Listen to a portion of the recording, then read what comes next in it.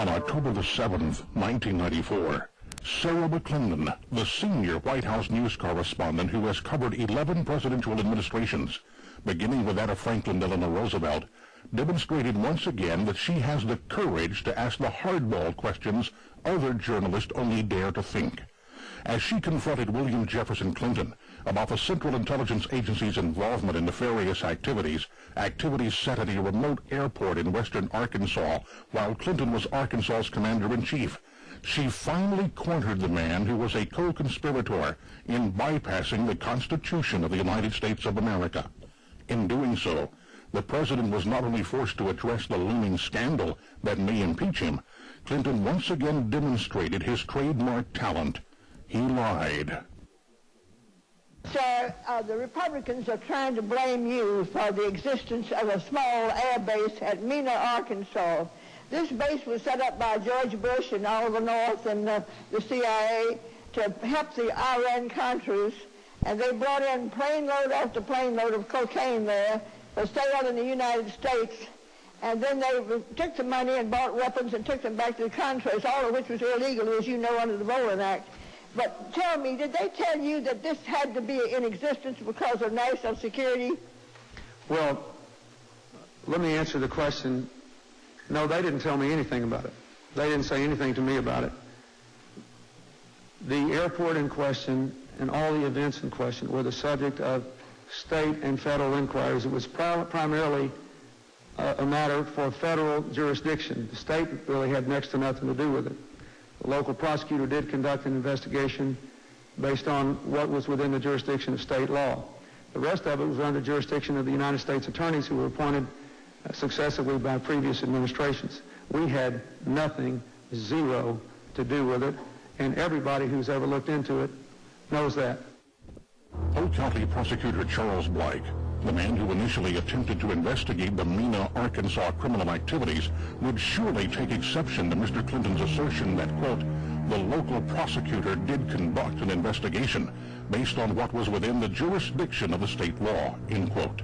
In fact, it was Blake who went directly to then-Governor Clinton to seek funding for his investigation, seeing as how rural Polk County lacked the financial resources to deal with the CIA. When it became apparent that nothing was going to be done on the federal level, that's when I began more actively pursuing it. Prosecutor Black, a Clinton supporter, met with the governor and handed him a letter requesting money for a state grand jury on Mena. His response to me was that he would get a man, something to the effect that he would get a man on it and would get word back to me. And I never heard back. Years later, Clinton said he offered $25,000 to Prosecutor Black's boss to fund a grand jury. But Charles Black and his boss claimed they never heard about any offer of money from Governor Clinton. I believe Bill Clinton's an honest, respectable man, and I have to believe that he did that. But the fact is, I never got that word myself. Blake wasn't the only man affected by uncooperative superiors who, for some strange reason, seemed willing to turn a blind eye to blatant disregard for America's laws. William Duncan, a senior IRS Criminal Intelligence Division investigator, was running headlong into invisible walls that were protecting what appeared to be an open wound in the Department of Justice. How far will the United States government go to protect an operation? Will they kill a case? I think history has shown that that can happen. Did it happen? In my opinion, yes. Duncan, through the Arkansas Attorney General's office, desperately sought funding to continue his investigation into the dark corners of the CIA's activities in Arkansas. But just as Prosecutor Blake had earlier experienced, Bill Clinton wouldn't help. The purse strings funding justice were drawn tight. So Clinton's response to Sarah McClendon about, quote, the state really had next to nothing to do with it, end quote, was another lie. The state, under Clinton's control, helped seal the fate of the Mena scandal by not funding a proper investigation. Even more shocking, when law enforcement failed to shield the citizens of Arkansas from the federal government's reckless disregard for the sovereignty of the state and its laws, a citizens group known as the Arkansas Committee gathered thousands of signatures and went directly to Clinton, demanding he lead the investigation. The results of the civilian effort? Continued lies, deceit, and cover-up. What forces could be responsible for compromising the entire system of justice? Bill Clinton certainly knows. He was the governor of Arkansas who allowed the subversion of his state government by the shadowy forces radiating from the Reagan-Bush White House, when ex-CIA Director William Casey began using the CIA to illegally conduct secret foreign policy. This serious breach of America's constitutional authority was labeled by the media as Iran-Contra. This documentary will rewrite this dark period in American history and leave you with a gnawing question: who or what is running this country? Gun running. Mysterious CIA flights. Contra military training. Guerrilla pilot training. Clandestine airdrops. Tons of illegal drugs. Millions of dollars in dirty money. Covert activity in some third world banana republic, right? Wrong. Arkansas, America's own banana republic. The cost of living an exciting life is high. You can't sit in Baton Rouge and go to work from 9 to 5 on Monday through Friday and go to the LSU football games on Saturday night and church on Sunday morning and have an exciting life. That may be exciting to 99% of the population, but to me it's not. And the exciting thing in life to me is to get into a life-threatening situation. Now that's excitement. That was the voice of the late Adler Berryman Seal, pilot extraordinaire, soldier of fortune, drug smuggler, undercover agent for the FBI, DEA, U.S. Customs, and the Central Intelligence Agency. Barry Seal, who was ruthlessly assassinated in Baton Rouge, Louisiana in February 1986, plays a pivotal role, along with his C-123K military transport plane he affectionately named the Fat Lady, in chronicling the true history of Iran-Contra. This story is about unmasking the deception that was perpetuated upon the American people at a time in the mid-1980s when a small backward state, Arkansas, became the epicenter of a CIA-like operation designed to do an end run around congressional law. A black operation being backdoored out of the Reagan-Bush White House and set in place in rural western Arkansas under the watchful eyes of then-Governor William Jefferson Clinton. We will expose the ongoing cover-up, which has now spanned 3 presidential administrations, a cover-up designed to keep the American people in the dark about the unthinkable, that trafficking in cocaine is justified in the pursuit of national security and foreign policy. This documentary is presented from 2 unique perspectives, from the outside through the eyes of numerous journalists, news organizations, and researchers constituting more than an 8-year effort to get to the truth surrounding the CIA's use of western Arkansas as a staging area for deniable covert activities, and told from the inside through a man who survived the Mena Connection and who now, at great personal risk, is willing to set the record straight about the inner workings of the CIA's off-the-shelf, self-sustaining, standalone project known as the Enterprise. This intelligence insider, Terry Reed, has written a best-selling book, Compromised: Clinton, Bush, and the CIA, detailing the inner workings of Ronald Reagan's backdoor foreign policy, mislabeled Iran-Contra by the media. Terry will join us later in this documentary to lead us through this maze of deceit that was the brainchild of George Herbert Walker Bush, and which compromised Bill Clinton. So what were Barry Seal's CIA-assigned tasks at Mena? First, the Contras needed guns. Arkansas's National Guard armories had most of the component parts in inventory from which to build guns. All that was lacking was to enlist the manufacturing services of a small clandestine group of trusted Arkansas manufacturing companies, and the recipe would be complete. they would build the critical gun parts that, by law, produce a paper trail from the manufacturer to the end user. Only in this case, per CIA instructions, there would be no serial number stamped into the parts, and no documentation created to leave an embarrassing trail. Untraceable weapons would seemingly appear from nowhere, and Barry Seal would then fly the munitions to staging areas in Central America with the help of his CIA-provided C-123 cargo plane, the Fat Lady, which had a gross weight capability of 60,000 pounds. Second, the Contras needed skilled pilots, pilots trained in the risky and often deadly business of flying slow and heavily laden cargo planes behind enemy lines for the purpose of resupplying the Contra soldiers on the ground in Nicaragua.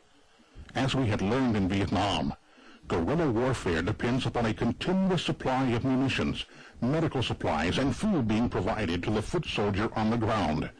The CIA's Enterprise, based in Honduras, had already procured the planes such as the C-123 Provider and the C-7 Caribou. But potentially catastrophic risks were being taken by piloting the planes with American crews. If an accident or a shoot-down did occur, the CIA would have built-in deniability if the planes were piloted by Nicaraguan nationals who were simply trying to liberate their country from the jaws of communism. Being an FAA-certified flight instructor, Terry Reid's role with respect to the Contra pilot training was to train the students in multi-engine low-level operations, giving special emphasis to aerial cargo delivery techniques at night, while in hostile fire environments.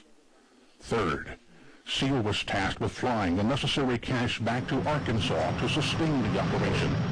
All of the sources of Seal's cash are not yet known. However, a large amount has been traced to the Drug Enforcement Administration in Florida. It appears the DEA was funding the Mena operation with cash seized during drug raids. Were there Contras who relied on the profits of narcotics in order to buy arms and to survive? Yes. It is easy to see how the entire Mena enterprise could evolve into ex-CIA Director Bill Casey's mandate to develop an off-the-shelf, self-sustaining, stand-alone entity that could perform certain activities on behalf of the United States. But what developed as a result of Barry Seal building the machinery to launder unauthorized government money will likely emerge as a money laundering scandal, the likes of which this country has never seen. Back in the summer of 1987, a young television journalist named Teresa Dickey was covering western Arkansas for Channel 5 out of Fort Smith, a city located 100 miles north of Mena. Well, Miss Dickey had discovered something very strange indeed was or had been going on in and around the Mena airport. Years earlier, the townspeople of Mena had welcomed with open arms and much fanfare the arrival of huge military C-130 aircraft. This was perceived as a boon for the rural Mena economy. Little did the townspeople realize the Central Intelligence Agency had just selected Mena as the staging area for an unauthorized clandestine operation.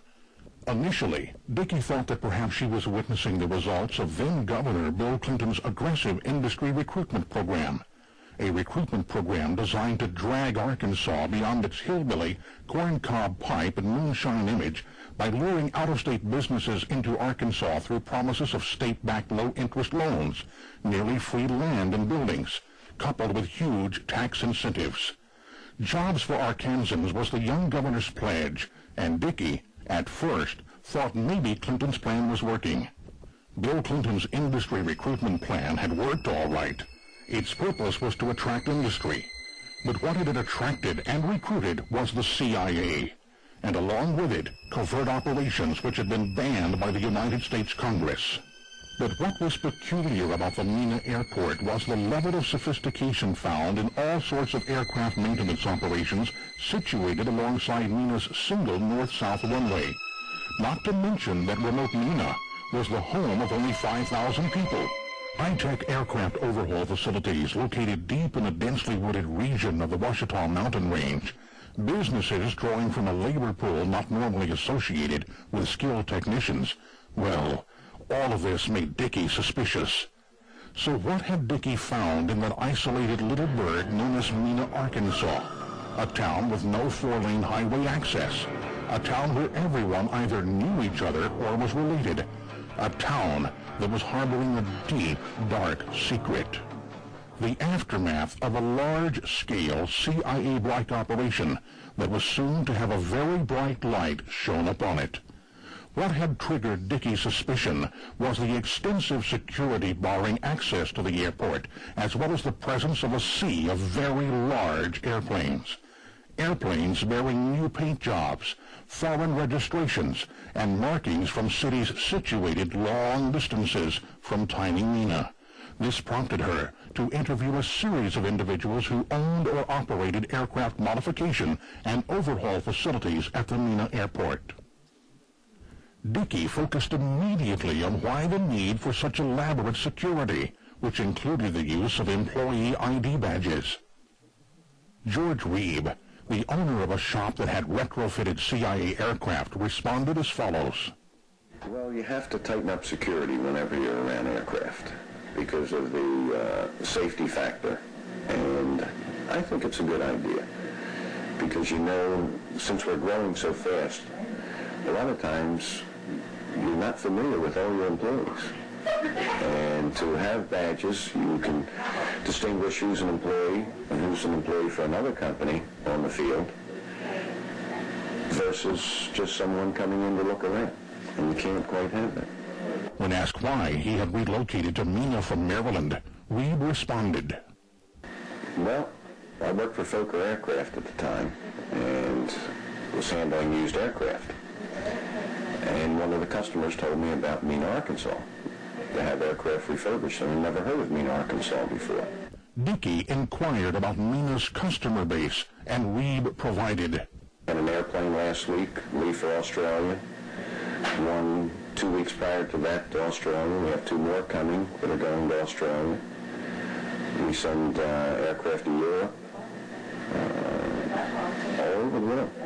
Reeb's response about refurbishing aircraft from as far away as Australia should have alerted Dickey that something was amiss. The operating cost to fly a large airplane from Australia to Mena would far exceed any savings realized by having work performed in rural Arkansas.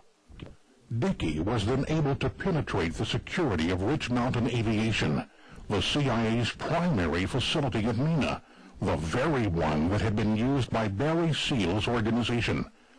Dickey was able to film both Fred Hampton Jr. and Joseph Neville Evans, Seal's trusted mechanics, both of whom were assets of the CIA and DEA. Dickey then interviewed Fred Hampton, and again, the discussion centered on the need for elaborate security. The security fence, well, that was something we put up probably about 2 or 3 weeks ago. We put it up in anticipation of our first inspection by the military.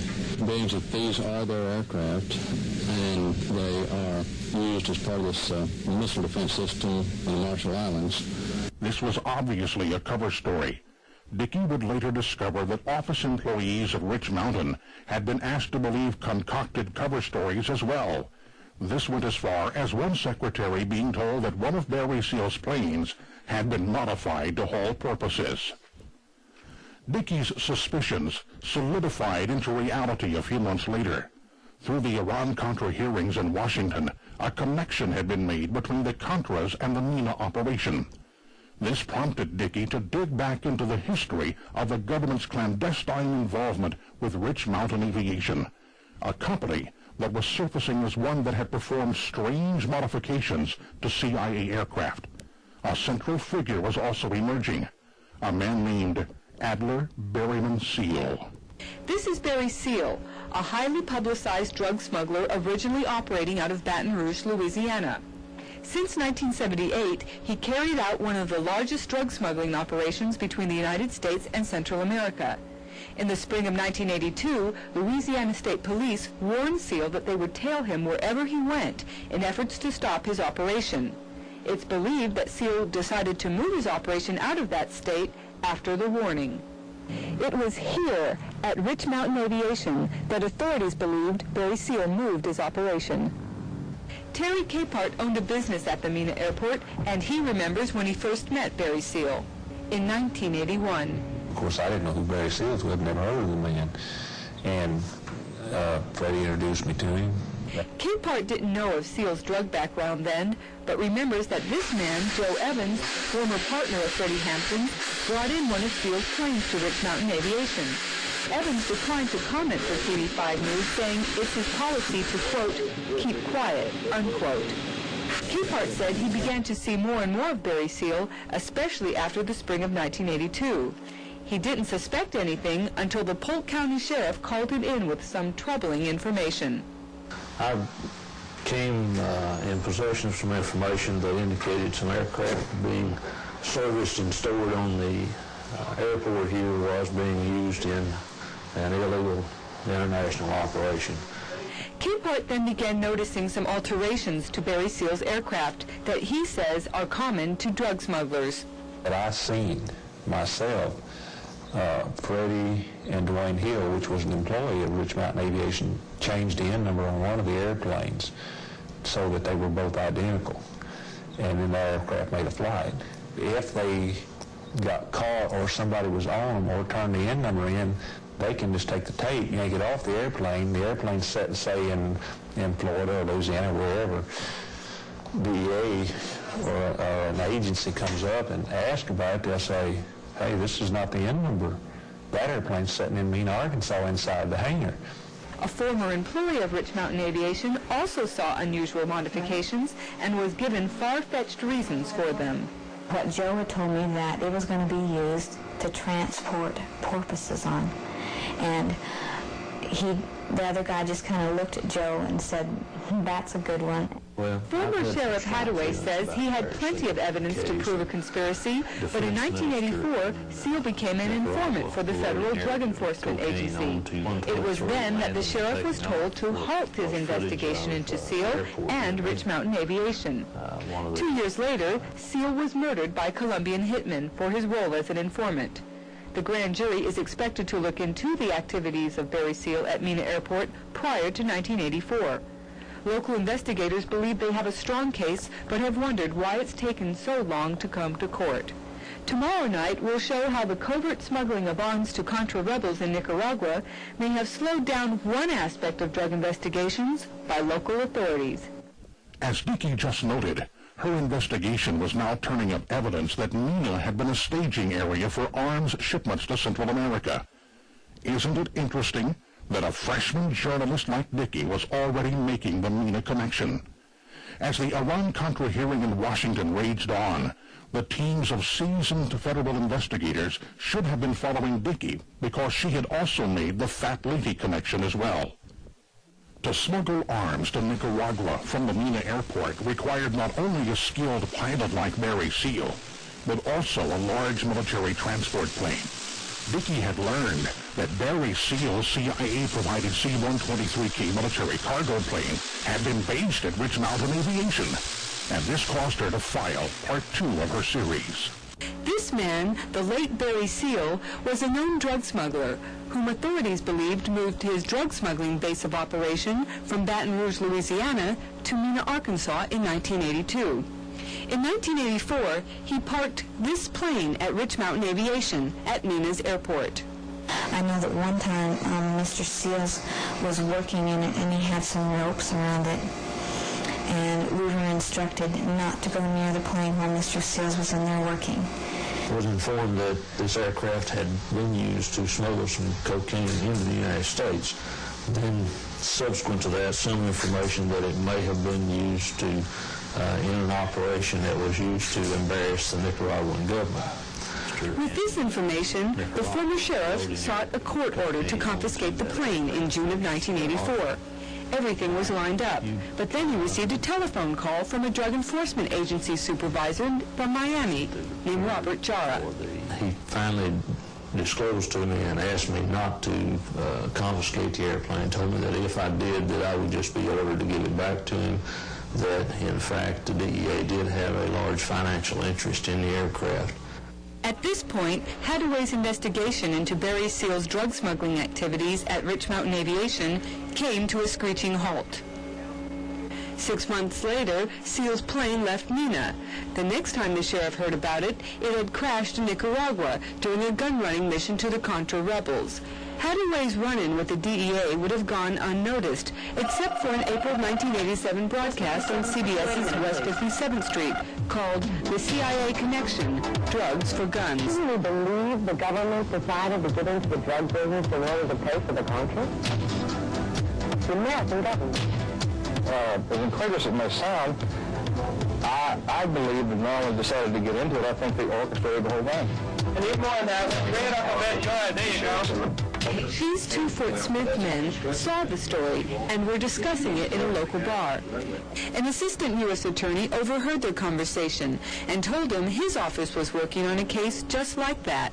He mentioned that their office had a case, and that in the process of that, they had contacted some people in Florida for some assistance, and then another agency in Florida had contacted their office and told them to drop the case and get off of it.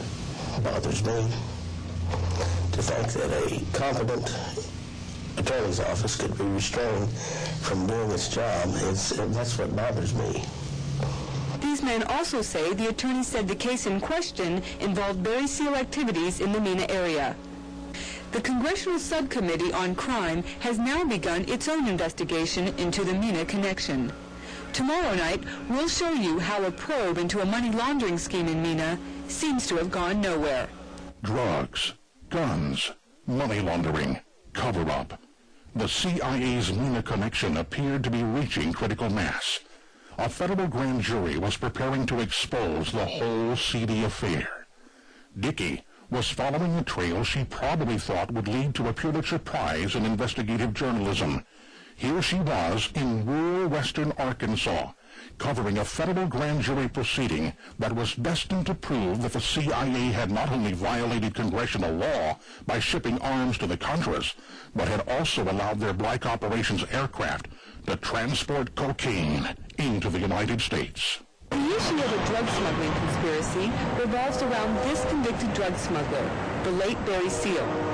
Former SEAL pilots spoke at a grand jury this week about whether their former boss had moved his operation from Baton Rouge, Louisiana, to Rich Mountain Aviation in Mena, Arkansas. One pilot who testified told TV5 News Rich Mountain Aviation was simply used by Barry Seal, and Seal didn't involve the company in his drug smuggling activities. But a couple years ago, other witnesses testified at a grand jury about another possible aspect of this conspiracy, money laundering, and nothing happened. Catherine Gann used to work as a secretary for Freddie Hampton of Rich Mountain Aviation. She says she handled lots of cash for her boss, but sometimes in an extraordinary manner. I was told to deposit the large amounts of cash in amounts of less than $10,000. Even if we had $15,000 or $20,000, I would go to two separate banks and deposit less than $10,000 at one bank and less than $10,000 at another. What she's talking about is money laundering, or structuring deposits to avoid filling out one of these Internal Revenue Service forms called a currency transaction report. I asked Fred Hampton why he wanted me to deposit it this way, and he said, IRS won't get this. We won't have to pay taxes on it. Union Bank of Mena is one of the banks that Kathy Gann was told to deposit large amounts of cash. One Union Bank employee told TV5 News that on one occasion, a former bank official divided the cash for Rich Mountain Aviation and personally went to different tellers and had each of them deposit $10,000 into the Rich Mountain Aviation account. Catherine Gann gave testimony to an IRS agent about the illegal practice, but found that when she appeared before a grand jury, it asked no questions about the money laundering. When I left there, I was wondering, as I walked down the hall, I wondered, well, why did they bring me up here? In the meantime, the fact that she gave testimony has caused her to live in fear. I kept waiting and waiting to hear from somebody, and I was scared all this time. I didn't know what was going to happen to me. I knew that his truck had been outside my house. I was scared for my girls.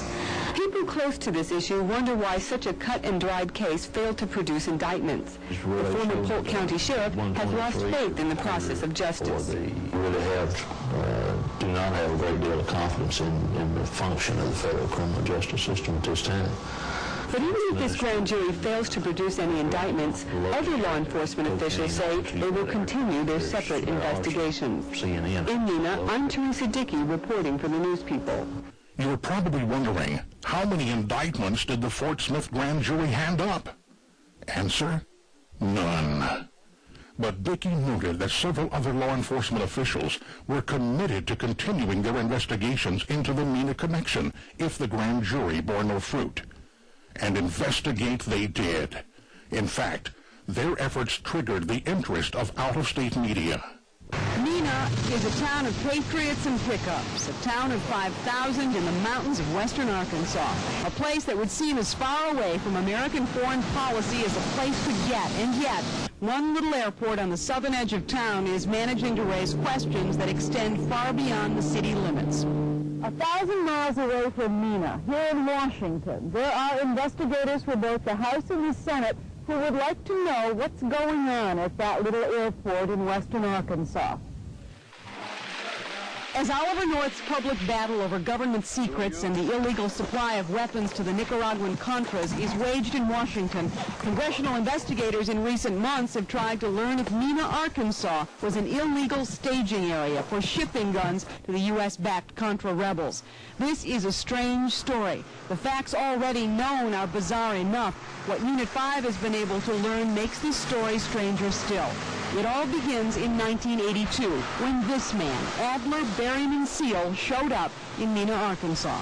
My top load paid me $1.5 million for a single trip. Barry Seal was a drug smuggler, an extraordinary, multi-million-dollar-a-year drug smuggler, who with the help of several associates kept and serviced his drug planes in a hangar at the Mena airport. Those planes, according to investigators, were illegally modified with extra fuel tanks and instruments in order to fly long-distance drug missions to Central and South America. Barry Seal paid his associates for those modifications with tens of thousands of dollars in cash. Money which, according to investigators, was illegally laundered by Seal's associates at banks in Mena. Yeah, I'm pleading guilty. But when Barry Seal was finally caught in 1984, investigators for the FBI, the IRS, and other agencies of law enforcement were told little or nothing about a special deal he had made with the Federal Drug Task Force headed by then Vice President George Bush. The deal? The government kept Barry Seal out of jail, and in exchange, Seal became a drug informant and helped put in jail some of his own associates in the international drug trade. But that wasn't all that Barry Seal did. Russell Welch, criminal investigator for the Arkansas State Police. Did Barry Seal ever say to you, I work for the CIA? He said he had worked for the CIA. Unit 5 has learned in the early 1980s, even before his arrest, Seal had bought one of his planes from a CIA front, Air America. The plane was used by Seal for drug smuggling, and the CIA company was paid in the traditional drug dealer fashion of $300,000 in cash. According to this confidential FBI teletype obtained by Unit 5, one of Seal's associates said he was maintaining Seal's aircraft at the Mena airport for the CIA. So what was Barry Seal actually doing? One federal agent under very strict confidence told me that it was assumed within his agency Barry Seal was carrying guns to Central America. Exchange was bringing drugs back on a free ride. Russell Welch of the Arkansas State Police was one of dozens of investigators who for years had been tracking Barry Seal and his associates. As these documents obtained by Unit 5 indicate, the FBI, the IRS, Customs, and the Attorney General of Louisiana formed just a partial list of those who wanted some answers. They didn't get them. Internal FBI documents indicate investigators were told not to look into any of Seal's activities that occurred before his 1984 plea agreement. So, blocked from seeking indictments against Seal, investigators sought indictments against Seal's associates at the Mena airport for allegedly aiding in the drug smuggling and for alleged IRS violations. So far, no indictments have been produced. At the end of this year, the statute of limitations will run out on those alleged crimes.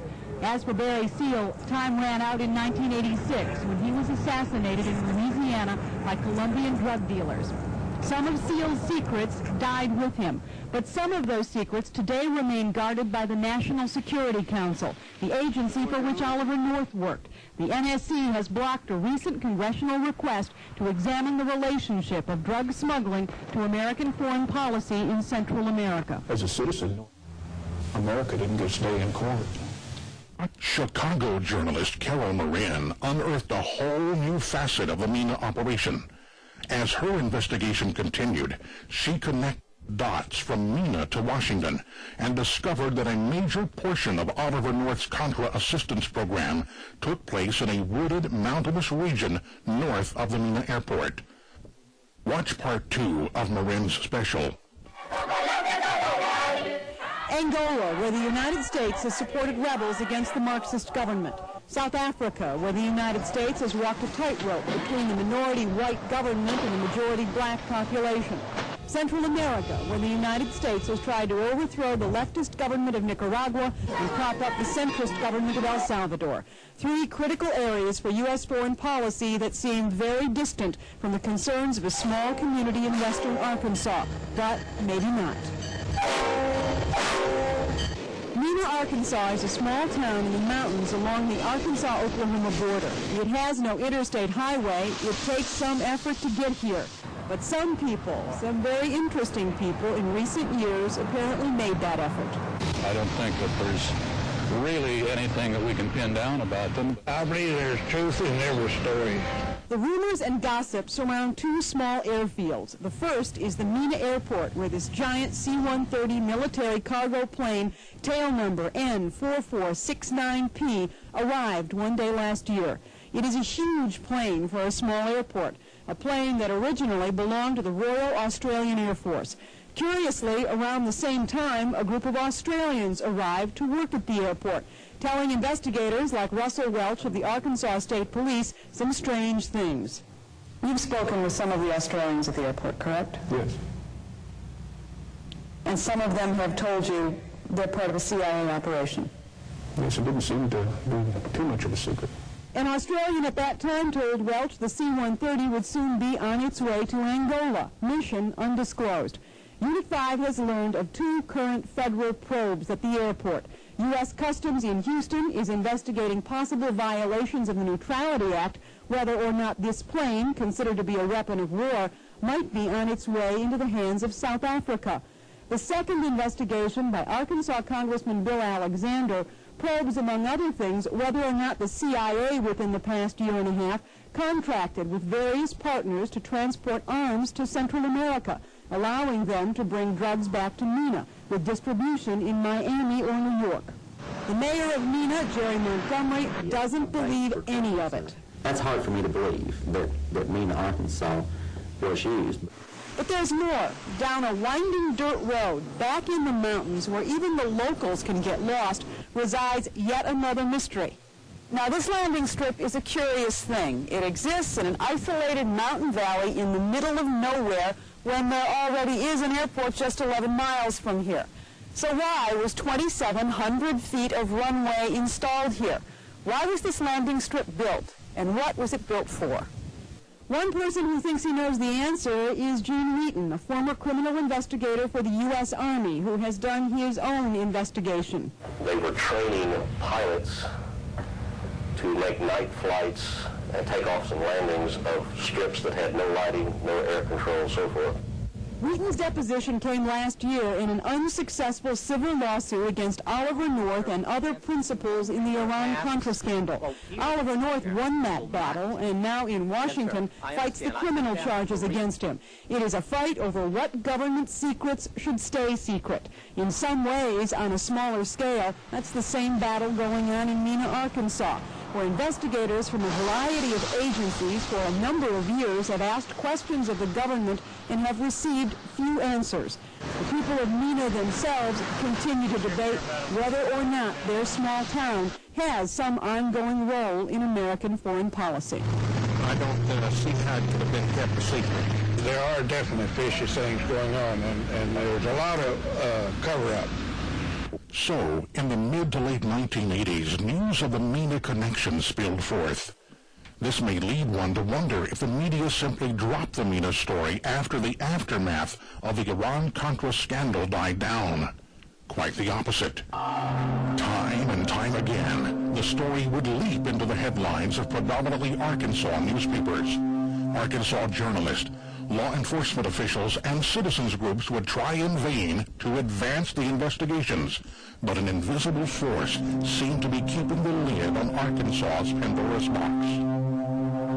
Then, in 1992, during the presidential campaign, after the name of Bill Clinton was thrust into the mainstream media, a renewed interest in Mena surfaced as throngs of journalists rushed to Little Rock to investigate the obscure young governor who was seeking the Democratic Party's nomination. Countless reporters dug, probed, and pried into the layers of lies, deceit, and distortions that by then effectively interred Mena's dark secrets. Russell Welch of the Arkansas State Police and Bill Duncan, by then an investigator with the Arkansas Attorney General's office, were interviewed time and time again as the media slowly began to understand that a large-scale, high-profile CIA operation had in fact taken place on Arkansas soil on Bill Clinton's watch as governor. Arkansas Democratic Congressman Bill Alexander renewed his efforts to get the truth out. The truth that even he had been stonewalled as his office attempted to dissect the Mena story. Then, in April of 1992, as the pressure cooker containing the Mena scandal seemed ready to burst, with the resulting steam most assuredly scalding Bill Clinton and destroying his political career, Time magazine came to the rescue. Time's full-page story, which savagely attacked the credibility of Terry Reid and ridiculed nearly everyone associated with the Mena investigation, effectively nailed the lid once again on the CIA's box of dirty secrets. What the Time article failed to tell the reader, however, was Time's investigative journalist Richard Behar, who wrote the story Anatomy of a Smear, was actually in Arkansas helping to undermine the investigative efforts of other credible journalists. Behar had discovered that the news magazine The Nation was actually corroborating portions of Terry Reid's story concerning weapons parts manufacturing. Through a liable suit in federal court launched by Terry Reid against Time magazine, the following tape-recorded conversation was obtained. In it, Behar is conversing with Bill Clinton's friend Webster Hubbell, who was then working with Hillary Clinton at the Rose Law Firm in Little Rock. In the tape, Behar is alerting Hubbell of an active media investigation into Hubbell's father-in-law's manufacturing company, POM, in Russellville, Arkansas. Behar is warning Hubbell that his brother-in-law, Skeeter Ward, is divulging classified information to the magazine The Nation. Remember, according to CIA insider Terry Reid, it was POM, on the surface a manufacturer of parking meters, who was building weapons parts for the CIA through an agreement with Ivers Johnson Firearms, a CIA proprietary company situated in Jacksonville, Arkansas.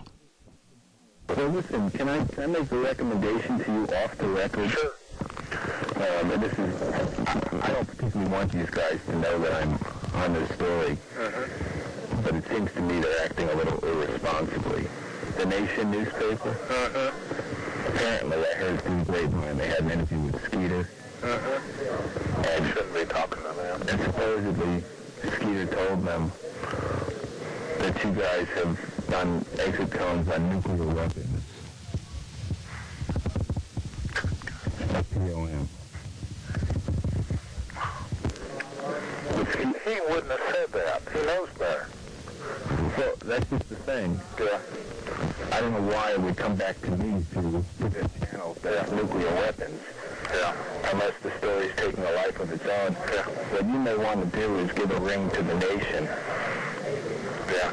And speak to whoever's doing the story and clear it up before they put it in their damn newspaper. Yeah. Yeah. But you didn't hear it from me. I appreciate it. I really did. So why did Time magazine use its vast resources to protect Bill Clinton? Maybe the fact that Bill Clinton's friend and former Oxford roommate, Strobe Talbot, who was then Times editor-at-large, played a role. Did Mr. Talbot receive a reward for short-circuiting the investigation? The perception is certainly there. Mr. Talbot joined the Clinton administration in 1993 and is now the number 2 man in the Department of State. Is it possible that an organization that's perceived as credible as Time magazine is in effect under the control of the CIA? A CIA investigator supplying sworn testimony for the Reed versus Time libel suit after being asked to evaluate Time's article on Mena said in an affidavit he believed the article was an obvious disinformation tool. So, with Time magazine's help, it appeared that Mena would die and the truth would never come out. But the government had underestimated the determination of Terry Reed. Terry and his wife Janice were seeking complete vindication in federal court in Little Rock as a result of being the victims of a manufactured crime. Although silenced and gagged within the federal court system for nearly 2.5 years, the Reeds emerged victorious. Terry was acquitted of all charges by a federal judge in Wichita, Kansas, charges involving the theft of an airplane, and Janice's case was eventually dropped. But they both wanted to see those who had needlessly ensnared them in the manufactured crime brought to justice. The Reeds and their attorneys saw this blatant misuse of the criminal justice system being used solely as a way to destroy their credibility, thus insulating important politicians from the Mena scandal. The Reeds had filed a civil rights lawsuit in July 1991 against Bill Clinton's chief of security, Arkansas State Police Captain Raymond Buddy Young. It was quite obvious from the court record that Young, working in concert with others, had helped to orchestrate the wrongful criminal indictment brought against them. Terry knew that properly trying the civil rights case would require reopening the entire Mena story. Power brokers of both political parties were desperate to ensure this didn't happen. As the Reed case simmered in a court file in Little Rock, the media was beginning to probe into the financial dealings of Bill and Hillary Clinton and their friends. By early 1994, a new term, whitewater, would consume the headlines and refocus the media's attention to Arkansas. And this time, reporters would attempt to better explain Bill Clinton's meteoric rise to power. Once again, that 4-letter word, M-E-N-A, would resurface. This time, the media would be armed with the information detailed in Terry Reed's book, Compromised.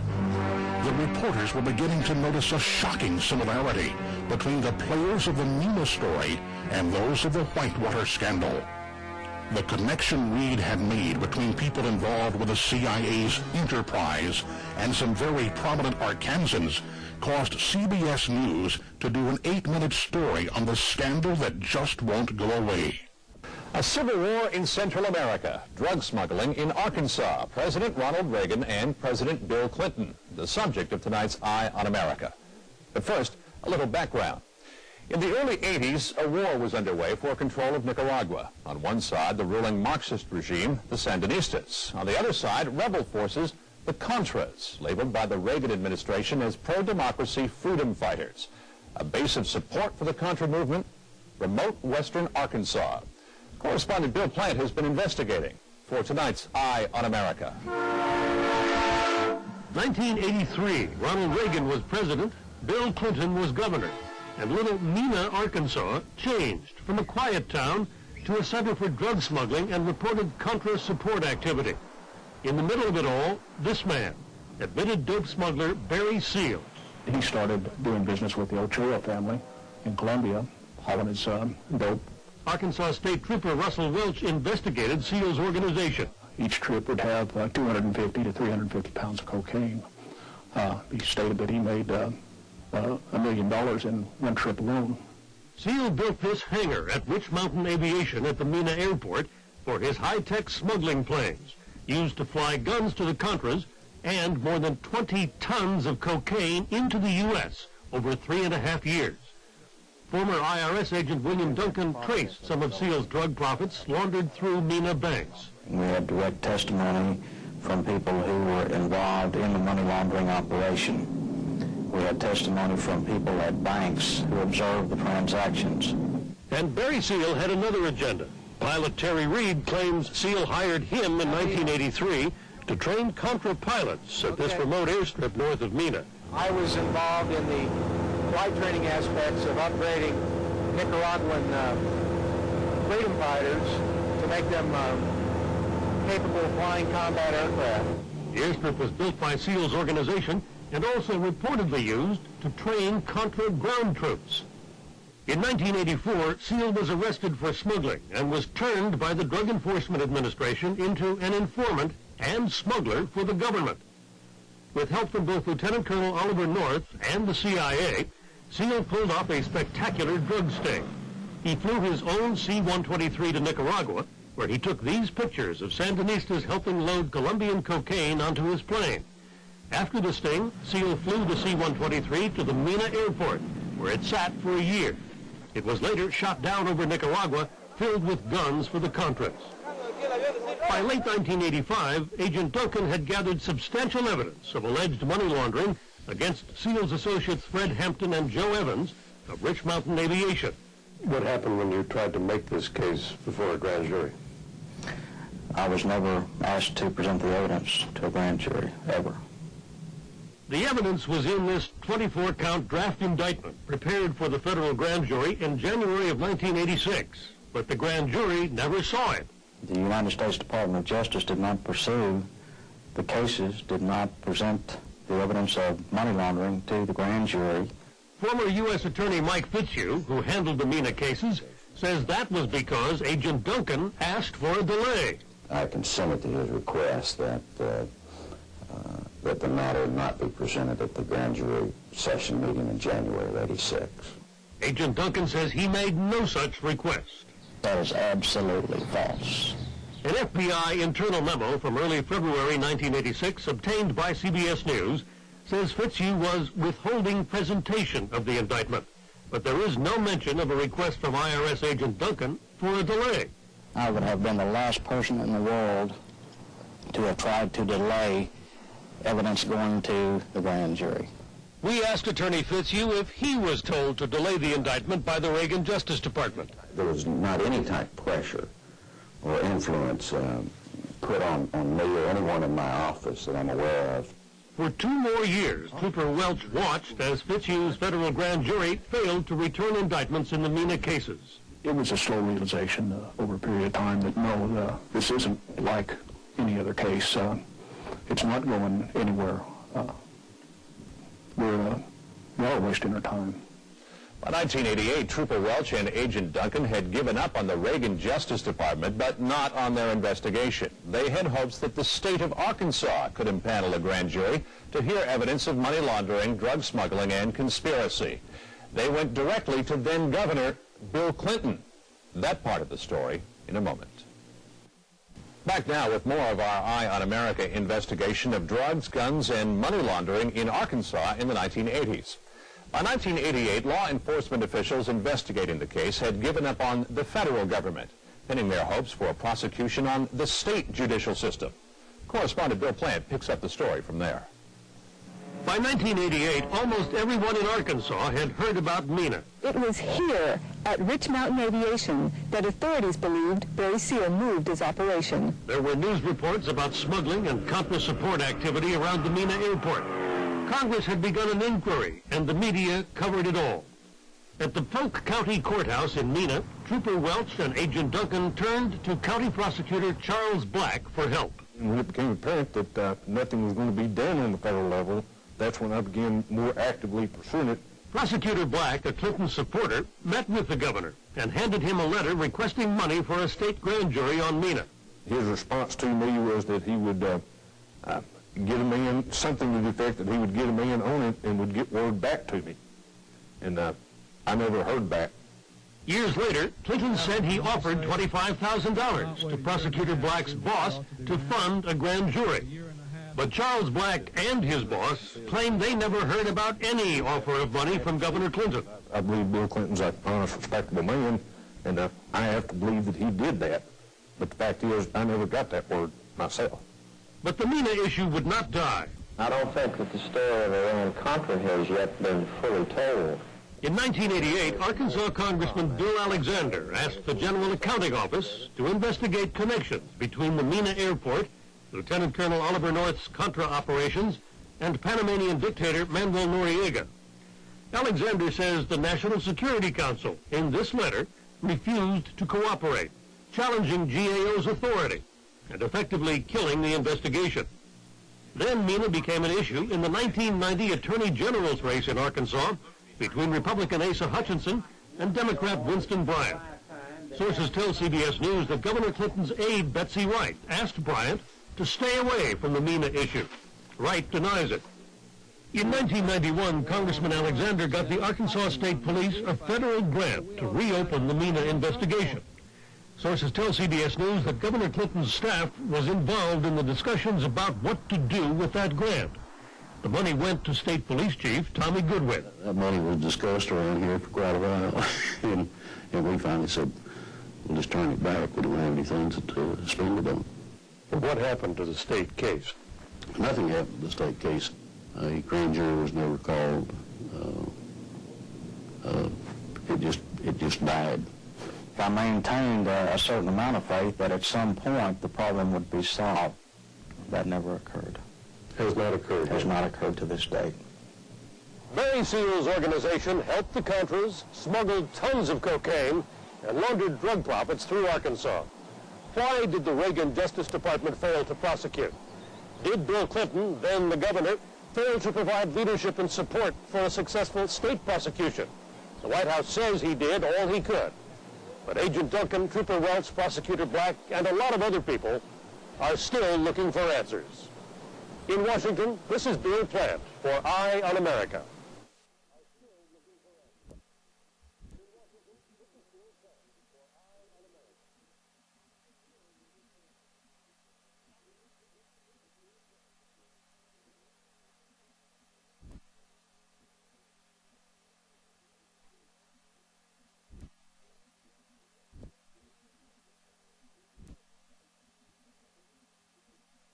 Why the Arkansas grand jury was not successful in bringing forth indictments, and why the media was unsuccessful in detailing the inner workings of the CIA's operations, requires the insight and comments of Terry Reed.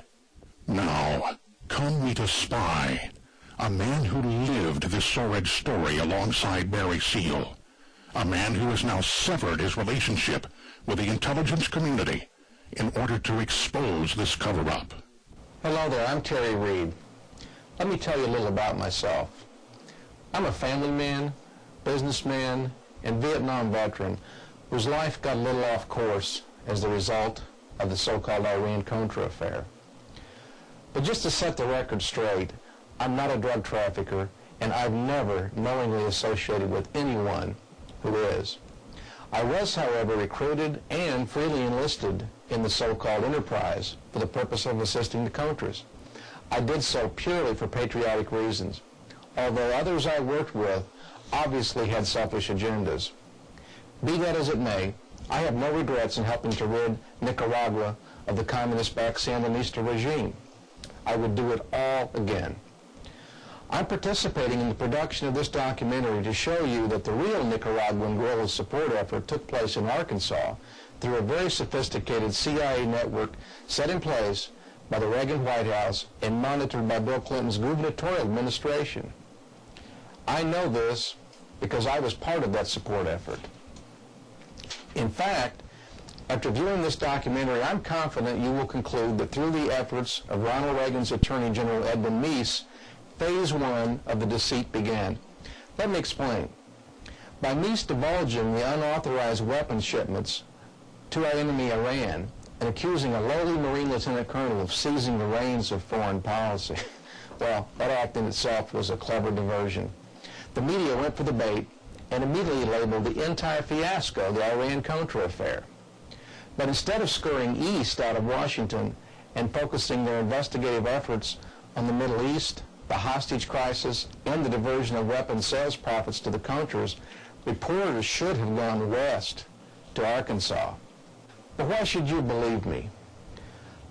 Let me tell you a little about my life within the intelligence community and how a starry-eyed and patriotic young man from Missouri got swept into a world of espionage, secret foreign policy, deniable operations, and deceit.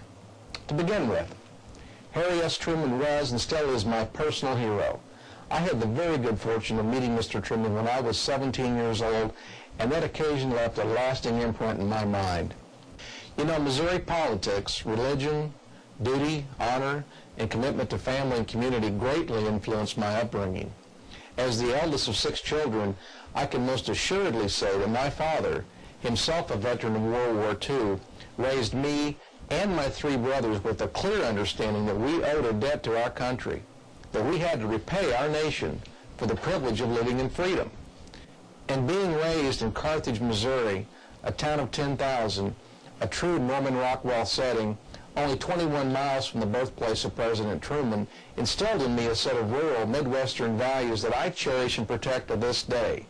When my country called during the Vietnam War, I responded. I felt it was time to apply the military skills taught me from 4 years of Army ROTC training. After all, it was Harry Truman who had commissioned the ROTC program in Carthage that I had been fortunate enough to serve as a cadet company commander. After taking the military oath at the induction center in Kansas City, Missouri, our government placed me in Air Force intelligence.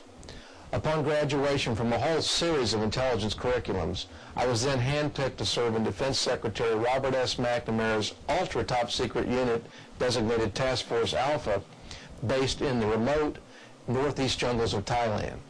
From there, the U.S. Air Force orchestrated a secret air and ground war in Laos and Cambodia. Our mission was to be the deniable link between authorized military operations and the unauthorized activities of the Central Intelligence Agency. We assigned Air America the tasks that were just quite frankly too unthinkable for the U.S. military to conduct. Now, this was my introduction to black or deniable activities.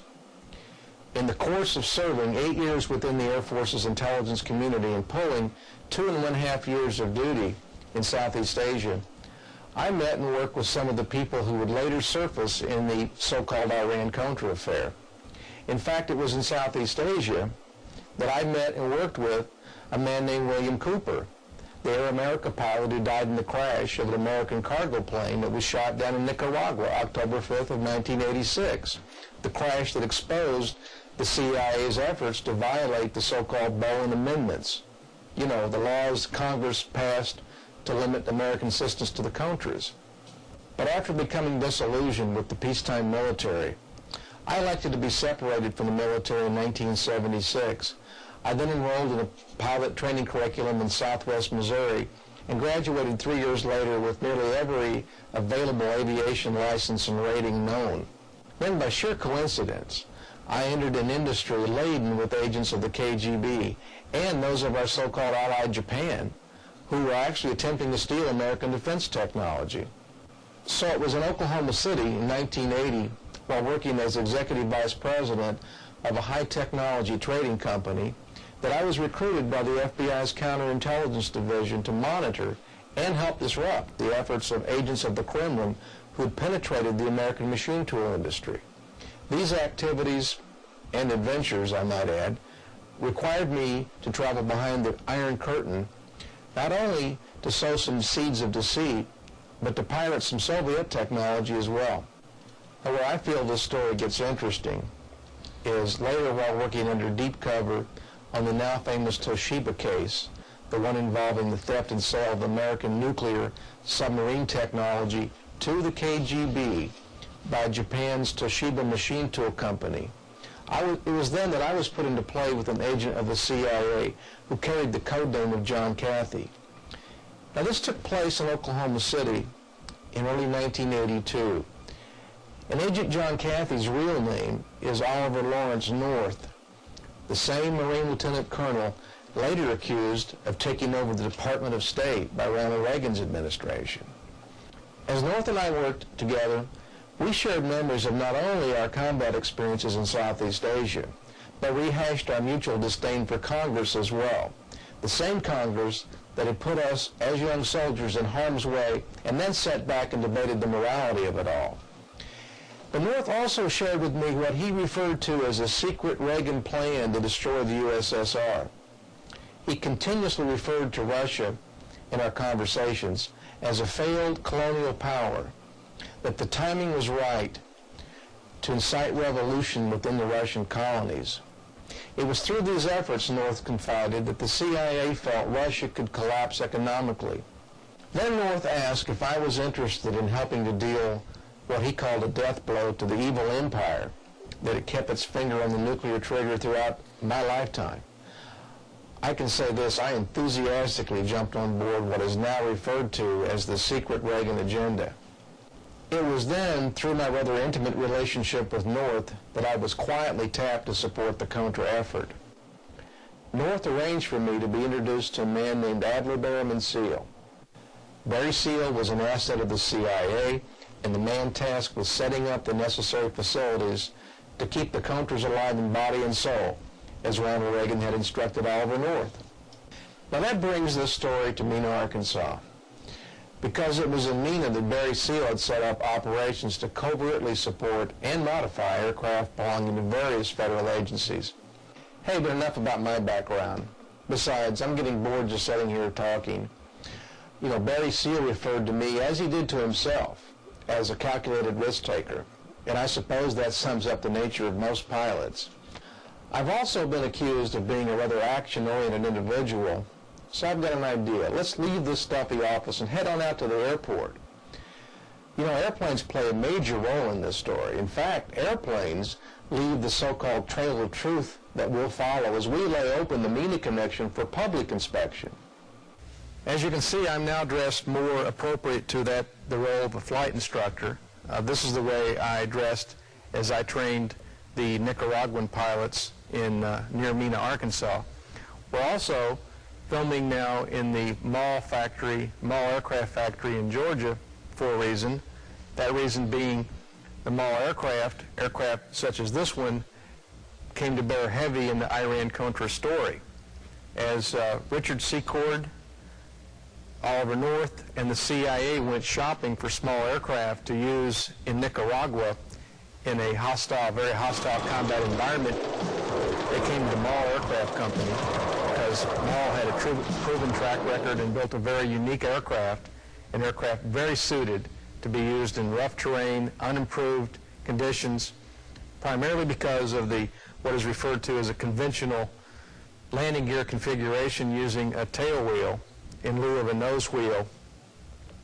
The Mall aircraft, in addition to being a high-performance STOL, or short takeoff and landing airplane, afforded the capability of delivering the necessary supplies and munitions to the guerrilla war action in Nicaragua as the Contras fought the Sandinista soldiers. My role in all of this, of course, was to use my flight instructor credentials and expertise, pass along my aviation skills to approximately 24 Nicaraguan nationals so that they could, in fact, liberate their own country, so that they could go back and replace the CIA's efforts to keep the Contras alive, body and soul, as Ronald Reagan said, to keep the Contras in the field, supplied with munitions, regardless of what Congress, the American Congress, said.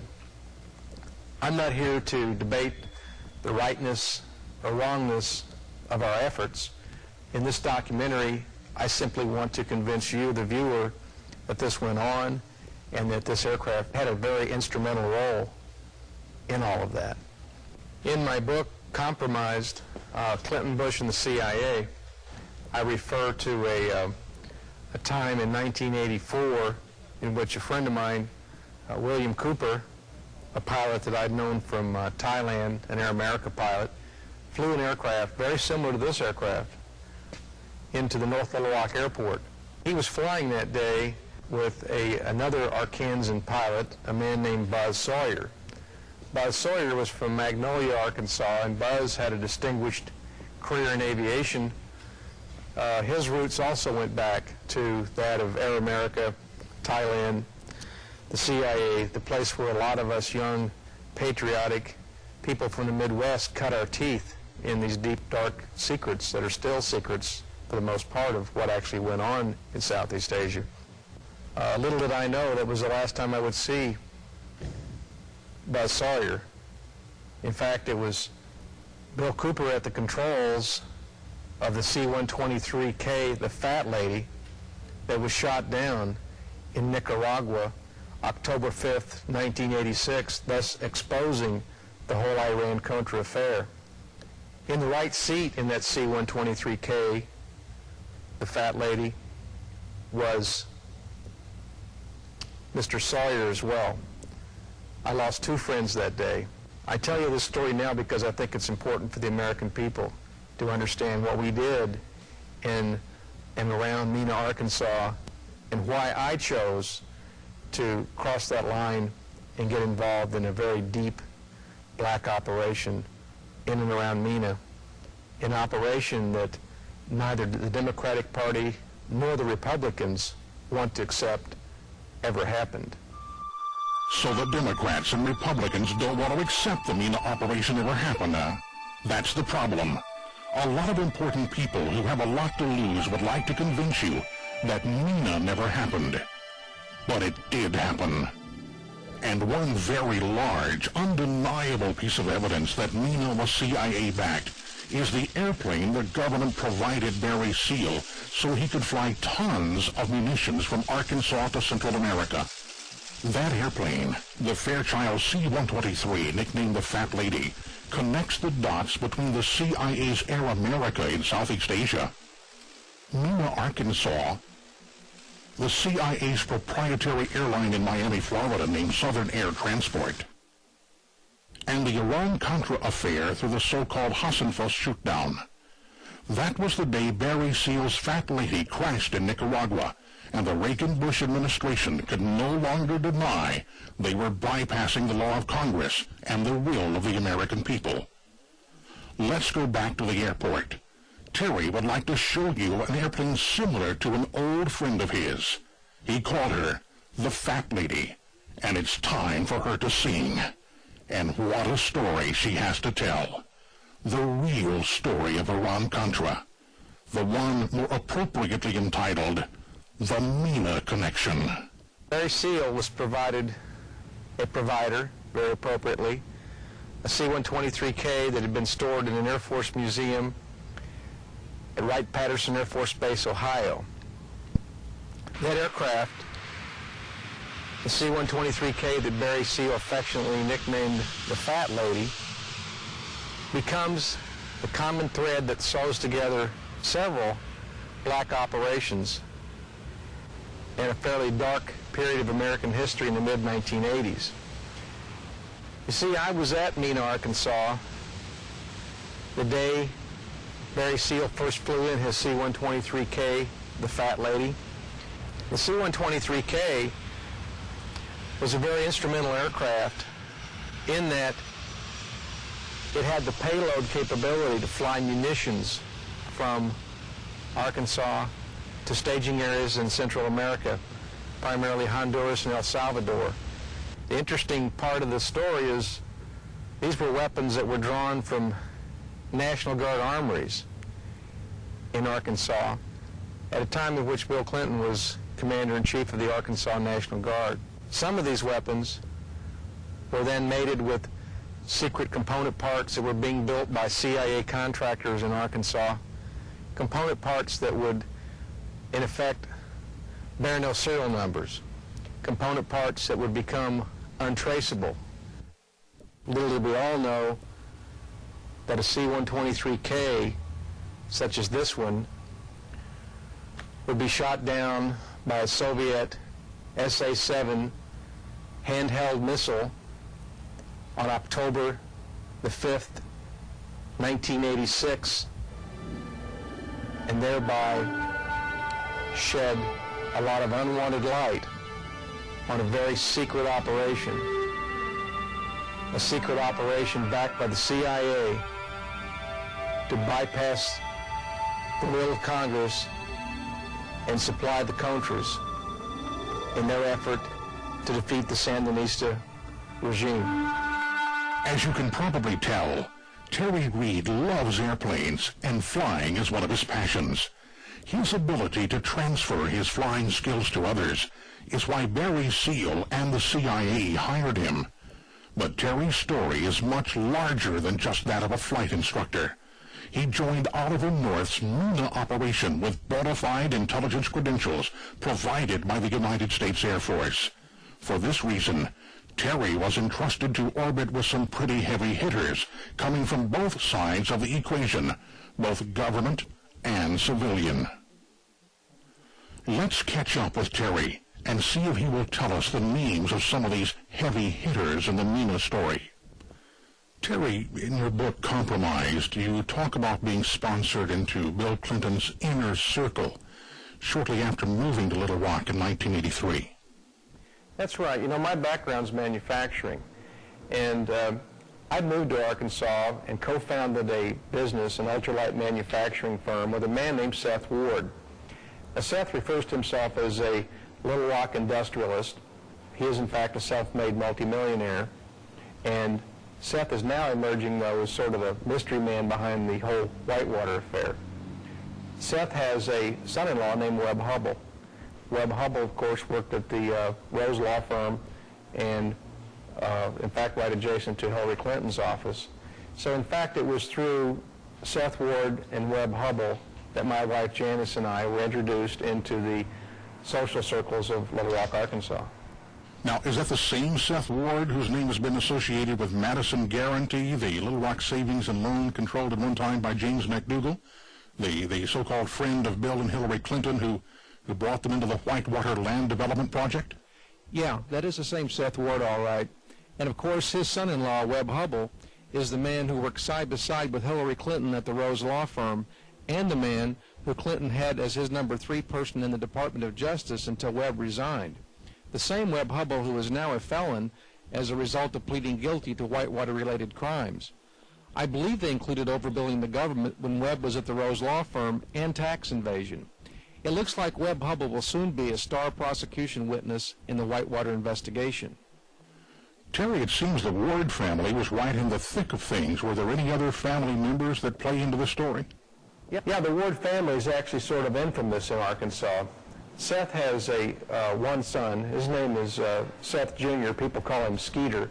Skeeter manages the family-owned business POM, or Park on Meter, in Russellville, Arkansas. And of course, the world now knows that POM has a military division that has provided weapons parts for various concerns, including Ivers Johnson Firearms, the CIA's proprietary. You know, Skeeter even admitted this clandestine relationship in a secretly taped interview.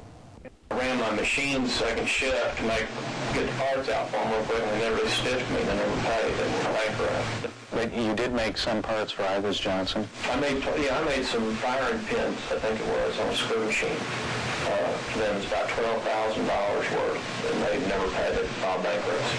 But an often overlooked ex-member of the Ward clan is Finus Shellnut. Finus surfaced briefly when the Jennifer Flowers scandal broke. It seems he and Bill Clinton were sharing Jennifer's favors. But when I met Finus in 1983, he was married to Seth Ward's youngest daughter, and it was Finus who worked for a bond trader named Dan Lassiter. Dan Lassiter? That's a name I've heard before. Isn't he Bill Clinton's old friend, and wasn't he convicted of cocaine charges? Yeah, that's right. Dan Lassiter is another multimillionaire that enters into this story. Dan, of course, was a very high-profile bond trader who lived in Little Rock in the mid-1980s, traveled in very high social circles. In fact, it was Dan Lassiter who not only employed Finus Shellnut, but it was Dan Lassiter who employed Roger Clinton as well. Dan Lassiter employed Roger Clinton, the president's brother? Didn't they both go to prison on cocaine charges? Yeah, that's right. You know, it was Roger who was Dan's chauffeur, actually. And, of course, it was Dan Lassiter and Roger who got involved in the whole drug investigation that ultimately ended up ensnaring about 10 other prominent Arkansans, including an Arkansas state senator. So there was a multitude of people that went to prison over this story. Another interesting point, though, that I point out in my book, Lassiter and Company, Dan Lassiter's firm, is where Barry Seal was doing not only his, but the CIA's investment banking. You're saying, as an insider, that you have knowledge of Barry Seal running the CIA's money through Lassiter and into the Arkansas bond business. That's exactly what I'm saying.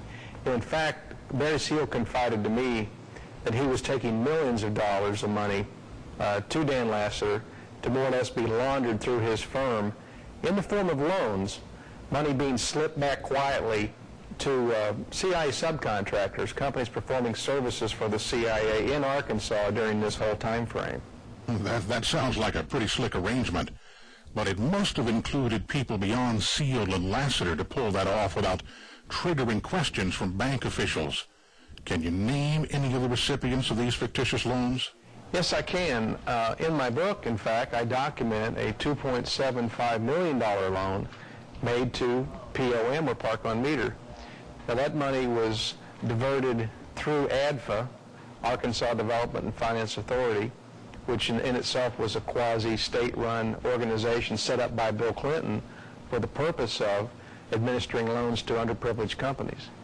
Terry, are you saying that ADFA, the Arkansas Development Finance Authority, a state agency, was created by Bill Clinton as a way to launder CIA money? I can say this.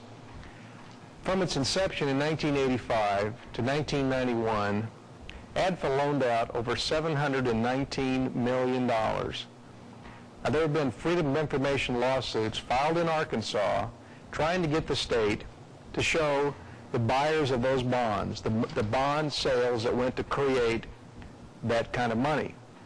To date, there's been no admission by the state of where that money came from. And the POM loan, going back to it, was in violation of ADFA's charter, because certainly POM would have qualified for outside loans without ADFA's backing. That is a lot of money. Nearly $750 million. And you say Barry Seal's organization was responsible for bringing in a substantial amount of that cash. Well, by Seal's own estimate, he was flying in nearly $40 million a month into Little Rock at the height of the money laundering activities in 1985. Tell me, has anyone else surfaced who could help corroborate the strange goings-on within the bond industry of Arkansas? Yes, there's a man named Dennis Patrick and others who have surfaced, but Patrick can document over $109 million was laundered through his bond trading account in the mid-1980s. Where was Patrick doing his trading? At Dan Lassiter's. At the same time frame, Barry Seal was flying in the agency's money. $109 million. No wonder they call Arkansas the land of opportunity. But tell me, when was the Mena operation, as you knew it, when was it curtailed, and why did the CIA shut it down? Since you brought up their old state slogan, to answer that, you really must go back to their other state slogan, which is Arkansas is a natural high. You see, it was the drug investigation into Dan Lassiter and Roger Clinton that caused the CIA to abruptly curtail their operation and pull out. What had transpired was by 1986, there were 2 independent grand juries being formed to really start probing into all this money laundering activity, which appeared to be coming from a major drug operation. The last thing the CIA needed was for a multitude of their assets to be dragged before federal grand juries. Terry, I recall in your book you talking of a high-level secret meeting taking place near Little Rock in early 1986. It included discussions of neutralizing the Justice Department's probe into Mena and Dan Lassiter's firm. Tell us about that meeting. Who attended, and why was the meeting called? The meeting you're referring to is the meeting I call the bunker meeting, since the meeting took place in a World War II ammunition storage bunker at Camp Robinson, an Army camp slightly northwest of Little Rock. The meeting had been called actually as an operational transitional meeting to discuss the nuts and bolts of moving part of this operation to Mexico. But what transpired was a rather heated discussion between Bill Clinton and the CIA's designee from Washington concerning damage control for the Clinton gubernatorial administration. Now let me get this straight. You're saying you can place Bill Clinton directly in the Iran-Contra loop? I certainly can, and you know, I almost wish I couldn't, because I feel a lot of my legal problems stem from the fact that Clinton thrust himself into that meeting, but basically exposing himself to all of us that were attending, and thus, in essence, compromising himself. Whom did he compromise himself to? Well, certainly me. You know, I was asked to come in to cover the loose technical ends of my transfer to Guadalajara. The man who I was scheduled to have a one-on-one discussion with was a man who I knew as Max Gomez, who was going to be my new handler in Mexico. Beyond that, John Cathy, my old CIA handler from Oklahoma City, was there.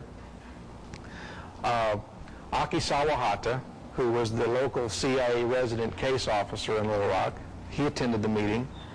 And in addition to that, the person that was supposed to come in and represent the state's interests was a man named Bob Nash, who was the director of Arkansas Development and Finance Authority. Terry, I've read your book. Now, most of these people weren't really using their real names, were they? They had code names, right? Well, you know, I would find years later that I was orbiting in some pretty high circles, some very high echelons, that even to this day still impress me. Let's try to decode these guys. First of all, John Cathy is in fact Oliver North. Secondly, Max Gomez, now that's interesting. Gomez is in fact Felix Rodriguez. Rodriguez, not only being an ex-CIA agent going back to the Bay of Pigs, the Phoenix Project in Vietnam, Felix Rodriguez is a close confidant of George Bush's, and the man who tracked down and was even around during the assassination of Che Guevara. Che Guevara being Fidel Castro's lieutenant. Beyond that, we had Aki Sawahata, is still a mystery man to me. We still don't know his real identity. But the man named Robert Johnson is actually William P. Barr, who was later the Attorney General for George Bush. And I believe I've named everyone, but there were two people that we think were still using their correct names, and that being Bob Nash and Bill Clinton. Of course, we know now Bill Clinton's real name isn't Bill Clinton. Let's get back to the discussions of damage control. Well, you've already witnessed the frustration of several police officers who just could not get the Mena story to go forward. Their investigations seemed to be contained or undermined, short-circuited, whatever you want to call them. In that bunker meeting, I witnessed the containment effort for this entire scandal, and quite frankly, it's shocking to realize all it took was for the authority of two U.S. attorneys to be undermined. The language that was used was that these guys would basically get religion.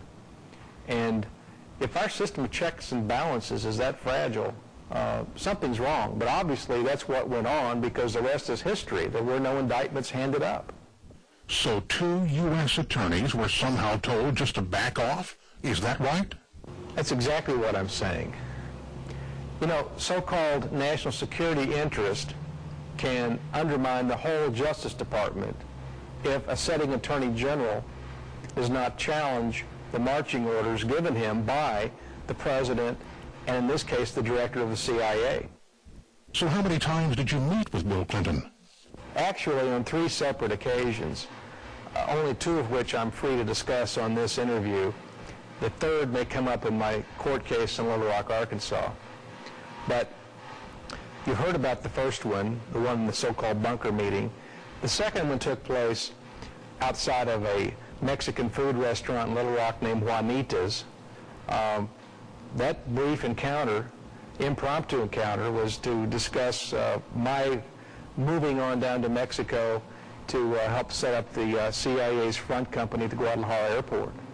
Terry, why would Clinton care if you moved to Mexico or not? Yeah, that's a good question.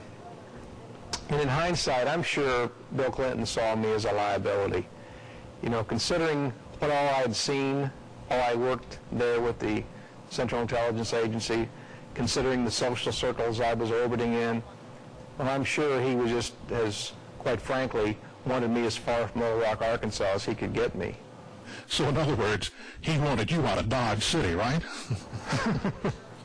Well, yeah, that's right. There were no threatening comments, but he made it very clear while sitting there in his van outside the restaurant that he wanted me to go ahead and continue with my plans to move to Mexico to fulfill my obligation with the CIA. You moved to Mexico to set up this front company for the CIA. Sounds exciting. Well, you know, quite frankly, it got a little more exciting than I had bargained for. My job was really just to move to the Guadalajara airport, set up a company, Machinery International, who was to be a bona fide company, a company to operate in the machine tool industry, a company to bring in equipment to help automate Mexico. Now, of course, covertly, it was to perform services for the U.S. government. Just exactly what did these covert services include? Phase one of the plan was pretty simple. This company was to store, warehouse, safeguard, transship weapons, weapons that were destined ultimately for Central America. Phase two of the plan, however, which I found much more interesting, was that Machinery International would serve as a controlling entity to actually manufacture weapons on Mexican soil. Were the plans implemented? Well, I moved my family to Mexico in July of 1986, but phase one of the plan was abruptly interrupted in October of that same year due to the C-123 shoot-down. That incident caused us all to basically lie low for a while. However, by January of 1987, we all breathed a sigh of relief and decided to go forward with the plan, thinking that the Mexican side of the enterprise hadn't really been discovered. Phase two, just as we were starting into phase two, I was sort of taken out of the operation due to what I call as a riff with my CIA handlers. Terry, tell us about that riff. In the book, you keep us on the edge of our seats while you negotiate your way out of Mexico. But this was a little more than a casual riff. This was life and death stuff. Well, you know, my agreement with the CIA was to transship weapons, plain and simple. No one had ever discussed transshipment of drugs with me. If they had, I wouldn't have been involved in any of this.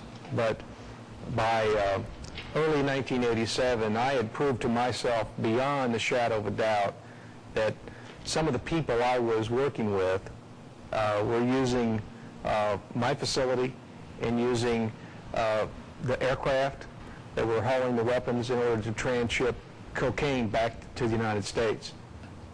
How much cocaine? Literally tons. You know, we're not talking kilos here, but tons. So there is no war on drugs? Not from what I ever saw, at least not while operating out of Guadalajara. You know, my whole problem began when I just took Nancy Reagan's advice and tried to say no to the drug trafficking side of this story. Did you have any evidence of the CIA's drug trafficking through your facilities? Any witnesses? Yes, in fact, it was a very credible witness, and I might add he's been thoroughly deposed about his observations of cocaine being transshipped through my Guadalajara warehouse. In the book, you detailed a trip to San Miguel de Allende, a town in Mexico, where you confronted Felix Rodriguez, a.k.a. Max Gomez, with your evidence that his operation was in the drug business. Tell us about that meeting. First of all, there's a witness to that meeting. I planned it that way.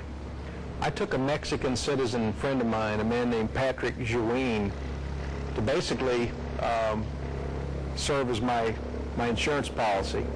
I strategically positioned Patrick in a restaurant so he could observe Max Gomez, a.k.a. Felix Rodriguez, and Rodriguez could observe him. I kid you not, I was frightened. The good side is Patrick didn't have to witness a homicide, and of course the bad side is things didn't turn out as we agreed in that meeting. So you and Mr. Gomez came to an amicable agreement? He considered you a loose cannon, right? I mean, you wouldn't go along with the drug trafficking, you just waltzed out of there? Well, that's what happened, although I did have a major bargaining chip. I was in possession of evidence that concretely proved that cocaine had been transshipped through my warehouse by CIA people. What kind of concrete evidence? Well, I had samples of the shipment that I had found in my warehouse in Guadalajara, July 5th, 1987. You see, I had the wherewithal to safeguard a few kilos just to be used as evidence, seeing as how my handlers kept complaining I lacked concrete evidence. But it was mutually agreed upon that I didn't have what it took to be a CIA agent, and I should probably leave Mexico. So eventually it was agreed upon that my wife and I and our 3 sons could travel back to the U.S. unharmed. But you were double-crossed, weren't you? I mean, you do say in the book you found out you weren't dealing with honorable men. Correct. And that's where this story gets real personal and real scary.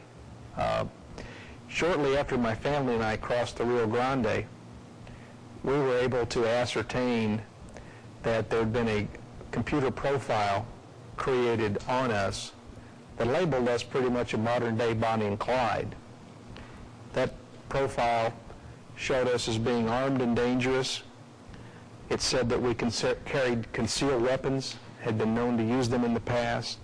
Of course, it labeled me as a high-profile drug trafficker operating out of Central and South America.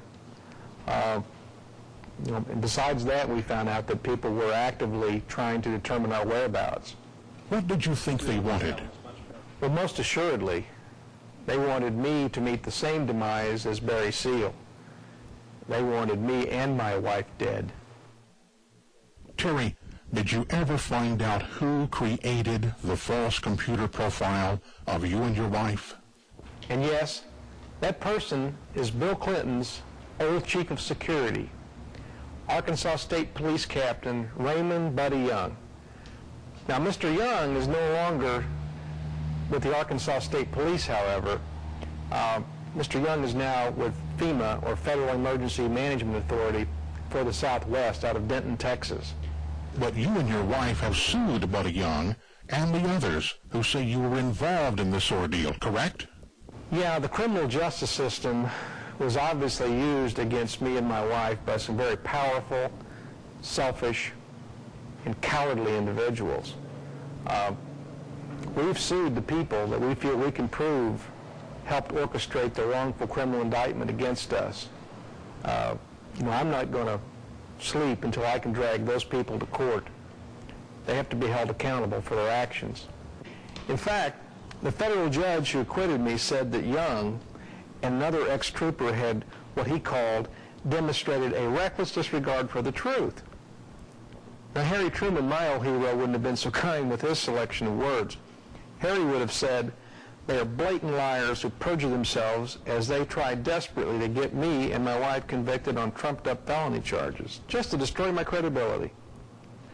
But I'm still willing to give the system its chance to work and drag those who attempt to destroy me to justice." Terry, do you feel threatened? I mean, you're obviously making some very powerful people very, very nervous. Sure, I'm human, and I operate under a continuous threat of not only to my person, but my family as well. Our phones have been bugged.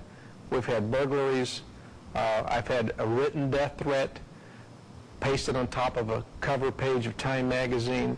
These are cowardly people who it's difficult to tell what they'd resort to once we get them fully cornered. But I can tell you this, I know what they're most frightened of, and it's a court of law. Come now and meet the woman Janice Reed, who was needlessly and mercilessly targeted and pursued by government agents. Meet Terry Reed's wife, the woman who has stood steadfast by his side during this strenuous ordeal. Janice, tell us, what is it like to marry a spy? To live a double life as the wife of a spy? It was an interesting situation in that we were dealing with the FBI, the CIA, and the KGB, and it was hard to tell who was whom. When you and Terry decided to get married, who did he tell you he was spying for? It was with the FBI in a relationship with the CIA. Did you meet some of the other agents and spies Terry was working with? Yes, I met quite a few. He was dealing with several international people, a lot of Japanese, a lot of Hungarians, and then someone who surfaced later in the news that I met as John Cathy. He later surfaced as Oliver North, but I did meet him in Oklahoma City. Do you have any distinct memories of Oliver North? Well, as a matter of fact, he happened to be in town when I gave birth to my oldest son, Duncan, and John Cathy, who later became known to me as Oliver North, came by the hospital with Terry and brought roses and offered his congratulations. When you moved to Little Rock and Terry began working with Oliver North's Contra training program, did you know then what he was doing? Yes, to a certain extent. Peripherally, I knew what he was involved with. I preferred not to know all the details, and obviously he was not going to tell me all the details. What was his main job in the Berry SEAL operation? It ultimately ended up working in the Mena, Arkansas area, training Contra pilots. Who were some of the Arkansas's power elite that Terry's CIA assignment put him into play with? I mentioned Webster Hubbell. Of course, my husband was acquainted with Bill Clinton, Vincent Foster. A lot of that group from the Rose Law Firm were acquaintances. After Arkansas, you and Terry moved to Mexico to work for the CIA. How did you like living in Mexico? I fell in love with it. I mean, the people are so genuine and just wonderful, warm people, and I found it being a wonderful experience for my family. How many children did you have when you moved there? When we moved there, I had 2. When we left, I had 3. These are all boys? All little boys. What was Terry doing for the CIA in Mexico, and what happened? Terry was involved in, he had a front company. That's what was going on. We had a legitimate manufacturing operation going on down there. But in the summer of 1987, he came across some drugs, cocaine as a matter of fact, a large shipment. And once he became aware of that and I became aware of that, we decided this is not what we're down here for. We were being used and we just wanted away from it. What was the role of the front company? The CIA front company normally has more than one purpose. Terry has a manufacturing background, and technology is one of his true loves. He was involved in high-tech machine tool equipment, shipping it down to Mexico, trying to start up businesses down there, which is very legitimate. It's what was going on then, and it's what is still going on now. Through this company, he also allowed weapons to be shipped through the company, and he was aware of that and went along with that. What we weren't aware of is crates were being shipped back through his company back into the United States by agents down there, and they were shipments of drugs and cocaine. And this was done with the knowledge of the U.S. government. When you became aware of this, how did you react? Oh, I was terrified. I did not want any part of the drug world. That whole world, they have their own set of rules. I was down there. I was a mother. I had a family. I had 3 little boys to think about. That's not what I bargained for. I wanted out, and Terry did too. How did you and Terry extricate yourselves from this dangerous environment? It wasn't just an automatic overreaction. Terry and I sat down. We decided how we're going to get out of this mess. And over the course of about a month, we tried to set things in play that would get us out of there. It ended up with a fairly argumentative confrontation with one of his handlers down there, and it was not a pleasant scene. And he said, well, okay, well, we're just going back to the States. We went out of here. I don't want any more to do with this, and we're gone. And we left, and that's when our troubles began. What were your plans as you left Mexico? We thought we were going to the States to get help, to see Oliver North, to see the people that were behind setting us up in Mexico. We thought, well, we'll just tell them what's going on. They'll understand. They'll take care of it. We're very naive. After returning to the U.S., what happened? Bit by bit, we found out how deeply we were involved in this. And Terry found out more and more how much inside the inner circle he was, unwittingly and unknowingly. And based on that, I was very much a part of that, too, by virtue of the fact I was married to him. Once we got back to the States, we found out our parents were getting phone calls, suspicious phone calls, wanting to know our whereabouts. When agents started showing up at the doorstep of my mother-in-law and my parents saying they were looking for us, we got the message real fast that this was not going to be fun. So you were being painted as drug traffickers, and agents of the U.S. government were looking for you? They went to my sister, they went to my mother, they went to my father, they went to Terry's 72-year-old mother and threatened. They threatened family members saying, you turn over your children, tell us where they are. If you don't, you're in trouble with the law too, and you can be incarcerated. When we were dealing with that, with our elderly parents, seeing them being threatened, we knew this was for real, and they weren't going to be understanding. They were after us. What did you do then?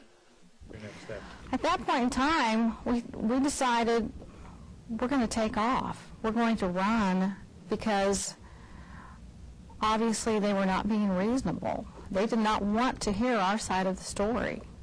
How does it feel to be pursued by government agents when you've done nothing wrong? But during the course of this, when I realized I had no one to turn to, I had no place to go. I was a citizen wronged, but where could I go? The people I felt I should be able to go to were the people that were after me. The level of despair when I realized that, like, I'm a person without a country, that was something that was very difficult to deal with. So you and Terry fled for your lives. Yes, in fact, we had a motorhome and 3 little boys and a German Shepherd dog, and we took off, not having any idea where we were headed. Initially, we had felt that there was someone in Washington that was going to help us, but we soon came to learn we were being double-crossed. We had no idea. Nothing can prepare you for this sort of shock. How do you feel? My husband is a very patriotic person, as well as I am, and the fact that we thought we were doing the right thing and helping our government, helping our country, and then to have this happen, I can't tell you what it does to you as a human being. The trauma and the shock and the despair one feels, and the loneliness, thinking it's just us out here being chased. What was your loneliest moment? During the course of all this, when all this came about, my father had a stroke. I was there at the hospital with him when all this came down on us. I had to leave in the middle of the night with my family, and I had to make a decision. If I leave my father now, I may never see him again, but I also have 3 children that are depending on me, and someone is wanting to take me away from them. And I had to make a decision. It was very, very, that was probably the most difficult point of my life, when I had to leave my father in the hospital. And I felt very alone, and the despair was almost more than I could imagine and bear. How did you deal with this pain? I guess when you work through all these phases, like the shock, the denial, the anger, you know, Terry and I had to work through that in about 48 hours. I mean, we had to get through it. If we had wallowed in that and gone through all those phases, we would have been captured. We didn't have time for that. We had too many, our children relied on us, and we had too many responsibilities. So we worked through that real fast and then got into the survival mode. Where did you run to initially? We ended up in San Diego. We spent Christmas in San Diego. We thought that's right near the border, and Terry's thought was that's the last place that the Reeds would go. That would be a stupid place to hang out, is at the border. They might be combing the borders. So do the unexpected. I mean, he had years of intelligence training, and you know, in that facet of this whole saga, I mean, he relied on his training, and it saved us. Janice, what sticks in your mind about that period of your life? It was just the feeling of despair I had that Christmas, knowing I was a wanted fugitive, and watching everyone around in the Christmas spirit, all the families singing, caroling, watching the Christmas specials. I felt I had so much pain that Christmas, but I made a true attempt to keep up a facade for the children, you know, trying to sing carols with them, make Christmas ornaments. You know, it was all, I felt like remote control. I was just a robot going through the motions. But the pain, that was my worst Christmas ever. How old were your children that Christmas? Baxter was the baby. He was 6 months old. Elliot was 2.5, and Duncan had just turned 5. Did you do anything else in San Diego besides celebrate a tense Christmas? Well, not knowing what was going on within the national computer system or the law enforcement system, we definitely were not comfortable being Terry and Janice Reed. We spent the time in San Diego establishing a corporation, establishing new identities, and once we had that taken care of, we were a little more comfortable leaving. We definitely did not want to stay there for any length of time, and we felt more comfortable being removed from our previous persons, Terry and Janice Reed. Where did you go then? We left San Diego and eventually ended up in Maine, which is about as far as we could drive. As you wandered around America, how did you control your fear and your anxiety? I had to focus on one day at a time, and that was as a mother, as a school teacher. It was not as a fugitive from our government, and that's what kept me going. We had a motorhome. I decorated it. I put the alphabet chart up, the numbers, George Washington.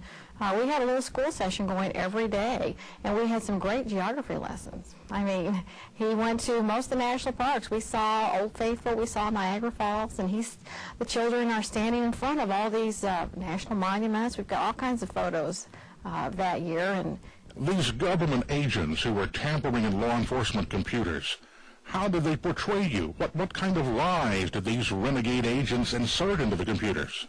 I later found out, after I obtained my FBI file through discovery, that we had been labeled armed and dangerous as very nefarious characters, and that was so frightening. Who were you the most frightened of? I'm not saying the FBI is a bad agency or the CIA. Our concern was the renegade agents out there that are totally out of control. Yeah, and that's who I was most frightened of.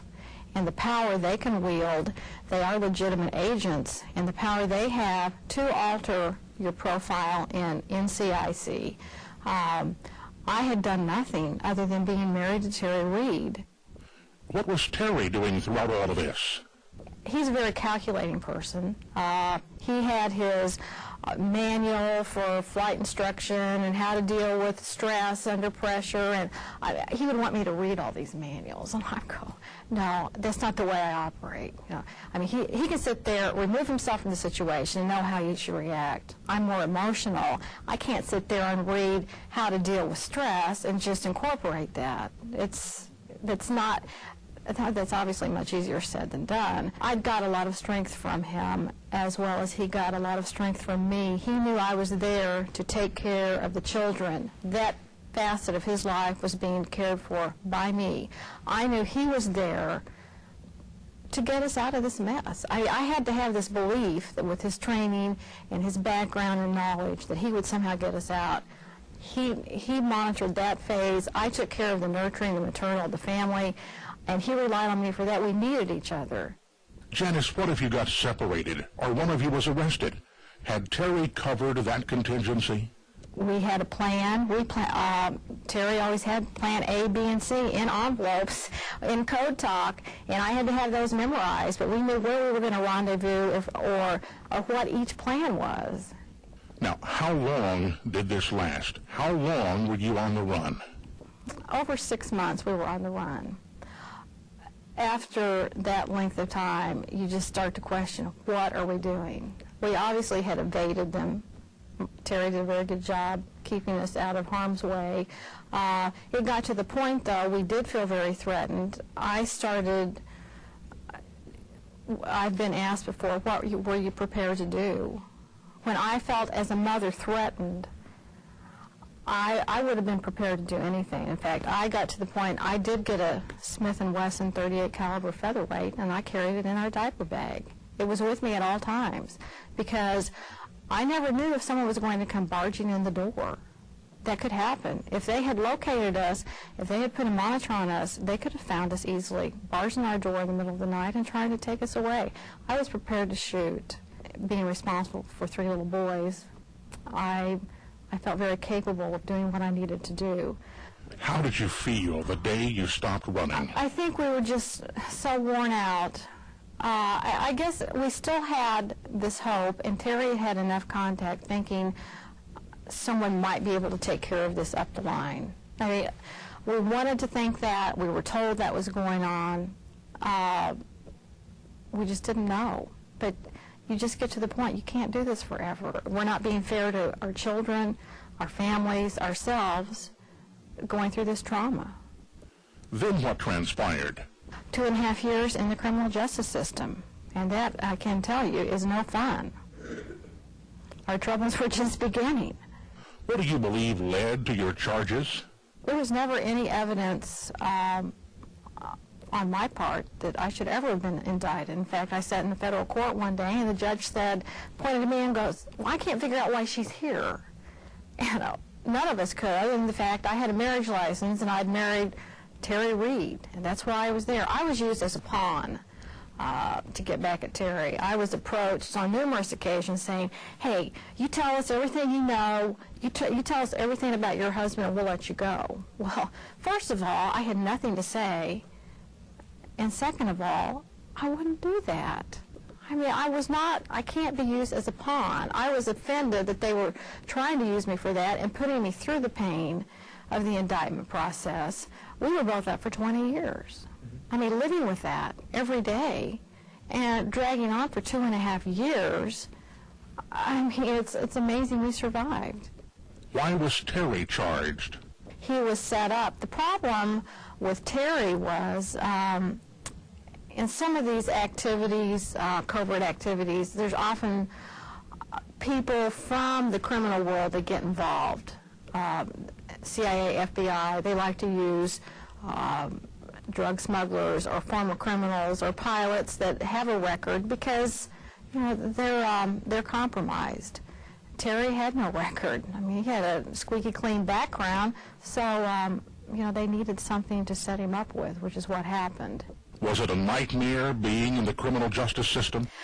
Yes, as a matter of fact, being involved in the criminal justice system for as long as we were was a rude awakening. I found out that justice is not out there unless you have a whole lot of money. I hate to say that, but we were forced to liquidate everything we had. We had a little money at the time. That was all depleted immediately.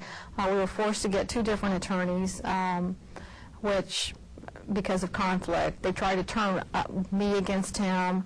And after 2.5 years, we did not declare bankruptcy. However, our credit was ruined. We were nearly destitute after the fact. After we were found innocent through freedom of information, we found documents that would have totally exonerated us that the prosecution had within their, right there within their office that they suppressed. So the shock and the horror just continued. Initially, it was all physical, emotional, And later it was just the shock of, this is the way it works, and no one is held accountable. That's what's so wrong. I sat there in the courtroom watching a prosecutor point the finger at me saying I deserve to be locked up when I had done nothing. I was found innocent. Terry was found innocent. We walked out of the courtroom that day. It's like, adios. It's been nice. It's like there's no restitution. Our lives were destroyed. Financially and emotionally, we were just devastated. It's like, sorry, I guess we made a mistake. But they don't even say that. You know, you walk out with a piece of paper, not guilty. You know, goodbye. Our system is out of control. There is no check and balance, and that's what's frightening. Janice, do you feel this is the way the system has always worked, or have things changed? Now, this is not the America I grew up with. In fact, I can't believe this is America. I can't believe this is what our system has degenerated to. I want to go back in time. I grew up in the 50s. I want to start over. We need to start looking back the way it used to be when people were honest, when people were accountable. That's what needs to happen, because this is not the America I grew up with. What would you like to tell the American people about the corruption within the Justice Department? We were discussing how I felt when we were acquitted. We went through a very brief period where we thought, well, let's just start all over. You know, let's just pick up where we left off. Well, we found we couldn't do that. We had gone through too much just to walk away from it. And I knew Terry he couldn't live with himself. When you sit in federal court and watch state troopers and government officials sit there and perjure themselves, and the prosecutor knows that, that's not right. But Janice, you're fighting within an obviously corrupt system. Do you honestly think you can win? Well, I'm a 60s person. I mean, that's inherent. That's an inherent part of me. I still have this sense of right will prevail. And, I think sometimes I'm terribly stupid to think that. But Terry and I got acquitted. I didn't think that would happen.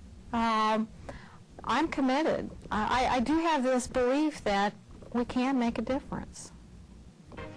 Terry Reed fought the Vietnam War and survived. He and Janice fought the criminal justice system, and they won against tremendous odds.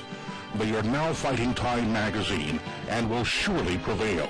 And to show you just how vindictive Time magazine became when they pulled out the stops to help get Bill Clinton elected, listen to the following tape conversation between Time reporter Richard Behar and Toshiba machine tool executive Takashi Osato.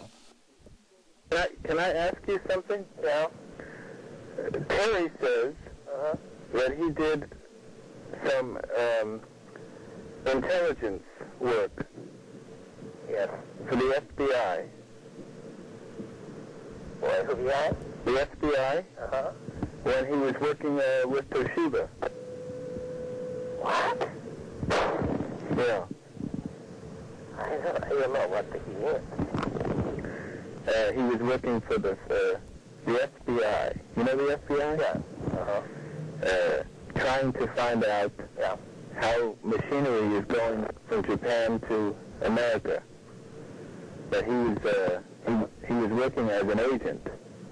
Oh, really? For the FBI. I didn't know that. I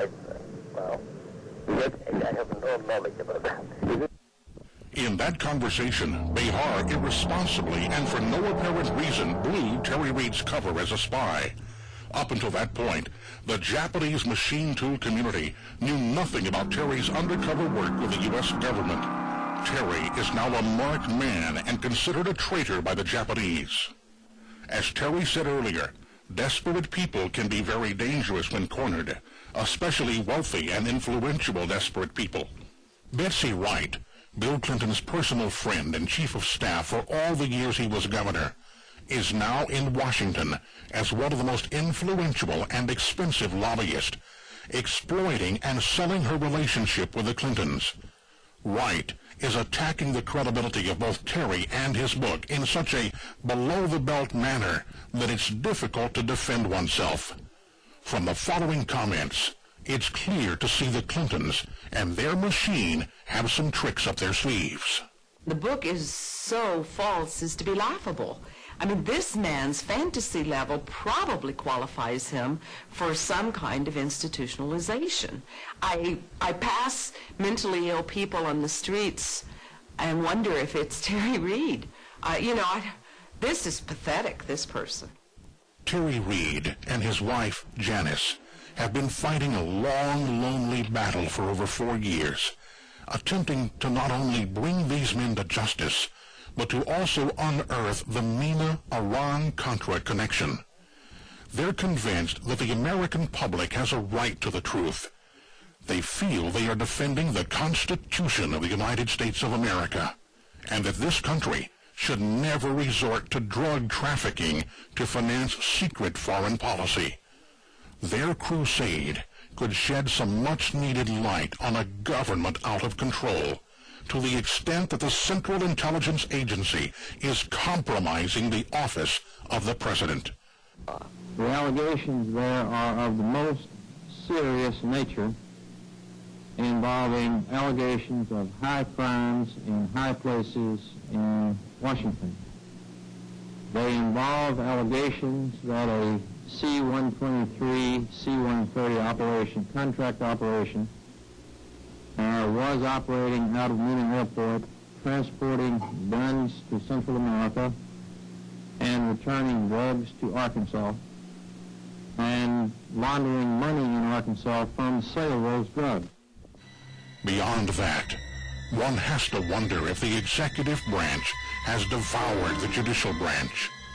Does the country still have a triangular balance of power between executive, legislative, and judicial?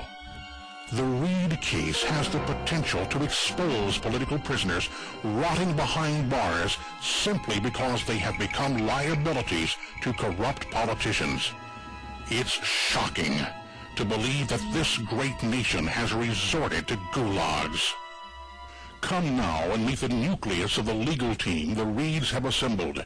These courageous lawyers will tell you firsthand the significance of the Reids' constitutional rights case, a case that could revisit the Iran-Contra cover-up, a case that could possibly lead to the impeachment of a sitting president, and a battle that continues. Let's ask Robert Maloney, a man who has practiced law exclusively in federal court for over 14 years, what attracted him to the Reids case.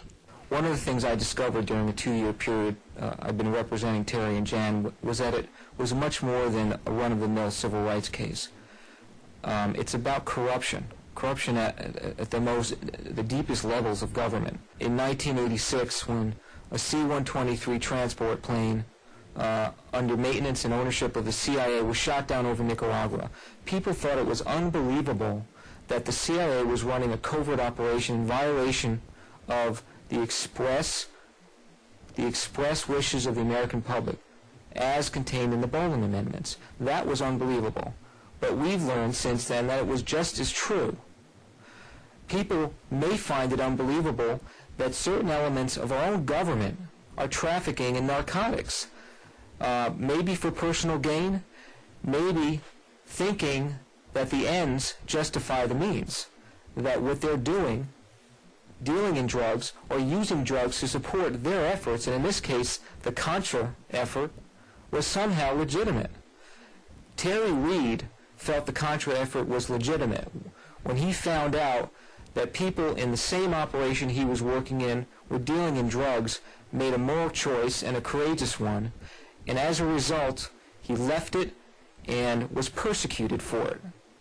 Terry Reid knew a lot about what happened in this operation, both in the state of Arkansas and in the CIA. For that knowledge, he was persecuted for it. For being Terry Reid's wife, Janice Reid was persecuted for it. And their children were dragged along into this mess with them. 3 children haven't known anything more than the fact that their parents are constantly fighting this unknown force. What we've come to know as the Iran-Contra scandal and now the Mena scandal is only part of the story. What we've learned was that there was a cover-up of a lot of those stories. A lot of the Mena scandal has been covered up. There are federal, state, and local officials who have said that they've been stonewalled, subverted, and obstructed in getting this evidence out. That's not the end of the story. The media in this country, the major publishers, networks, haven't covered this story. In fact, one of them has done even worse. Time Warner, during the heat of the presidential campaign, did what we consider to be a hatchet job on Terry Reid. Instead of reporting on a Mena scandal, which their reporter, Richard Behar, had been investigating for years, Time Warner and Time Magazine decided to do a story on Terry to cut him off at the knees. What's more shocking is that they set out to undermine the full and accurate and balanced reporting of a scandal that had been in the local press in Arkansas for years. In the 2 years I've done this case, I've had dozens of phone calls from people I look at as political prisoners. They ask for my help, and my heart goes out to them. But what it shows me is that this type of practice does go on in this country. The fact that it's unbelievable that this could happen to people like Terry and Janice Reid doesn't make it untrue. Mr. Maloney, who should care about this case? Law and order people or civil libertarians? This case is not about which side you're on. The only side that we're on is on the side of the Constitution and the side of Terry and Janice Reid. And anybody who believes in the Constitution should be on our side. Abby Hoffman said, democracy is not something you believe in, it's something you do. Democracy is something that we're doing right now. I'm doing my job as an attorney. Terry's doing it as a citizen. People from all over the country who are beginning to back us are now practicing democracy. That's the way it's meant to be. We need more people to join us in this fight. Anybody who's willing to fight is free to contact us, to donate whatever they can, to lend whatever encouragement or support. Now, let's talk to seasoned trial lawyer Michael Dowd, a man who has been up against the CIA in federal courtrooms in the past, and a man who's committed to defending constitutional freedoms. This is not the first case I come to where justice is at stake in a case. I've defended people before who've been prosecuted, and I'd like to really say persecuted, by the misuse of laws in this country, the Central Intelligence Agency, to stop them from fighting for that which is the most fundamental and basic thing that any of us have as human beings, freedom. It's what this country is all about. And in those battles, I've faced the CIA, and I've faced representatives of the CIA and all that they do to try to suppress the truth. And in those struggles and in those cases, it's always been hard, but it's always been worth the fight. And Terry Reid, for too long, has been denied the right to live in peace. He was pursued and persecuted wrongly, and now the corrupt people who tried to cover up their misdeeds continue to try to persecute him by silencing him in this case that he has. Well, there are a few of us that believe that protecting his freedom means protecting our own freedom. And hopefully there are going to be some people around this country that are going to be listening to me, that are going to see that fighting for Terry Reid and standing up for Terry Reid is really standing up for them, because what happened to Terry Reid and Janice Reid can happen to any of us. And if we don't understand that, then maybe we're all going to be lost. Mr. Dowd, what can the American people do to help? We're facing a well-financed army of lawyers out there to keep the truth from coming out. And it'd just be plain foolish not to think that we don't need, in this case, the ammunition, frankly, in dollars and cents to fight this battle. We're doing all we can, but we've got court costs to pay, we've got reporters, we've got investigation to do. There are a lot of costs that mount up, answering the papers that come in volumes from our opposition, aimed at stopping us from getting our Terry and Janice's day in court. That, plain and simple, folks, costs money. A lot of ordinary people have reached out their hands to help Terry Reed. But we need more help, because any court case costs a lot of money to try to get this story and the truth of this story before a jury and the American people. We need a lot of help. Help for Terry and Janice Reed, but very much this is a story about helping all of us, because we're not really going to be free until the truth of this story comes out. The following secret FBI communique is an example of documentation concerning Mena that is surfacing through the Reed's court case in Arkansas. In it, the FBI in Chicago is warning the CIA and Little Rock's FBI office of a pending media investigation into Mena, and particularly Barry Seal. One can clearly see that someone was using the resources of the FBI to not investigate, but only to circle the wagons, fearing complete exposure of the Mena operations. What you have witnessed clearly shows that powerful politicians will resort to any means available to protect their selfish hides.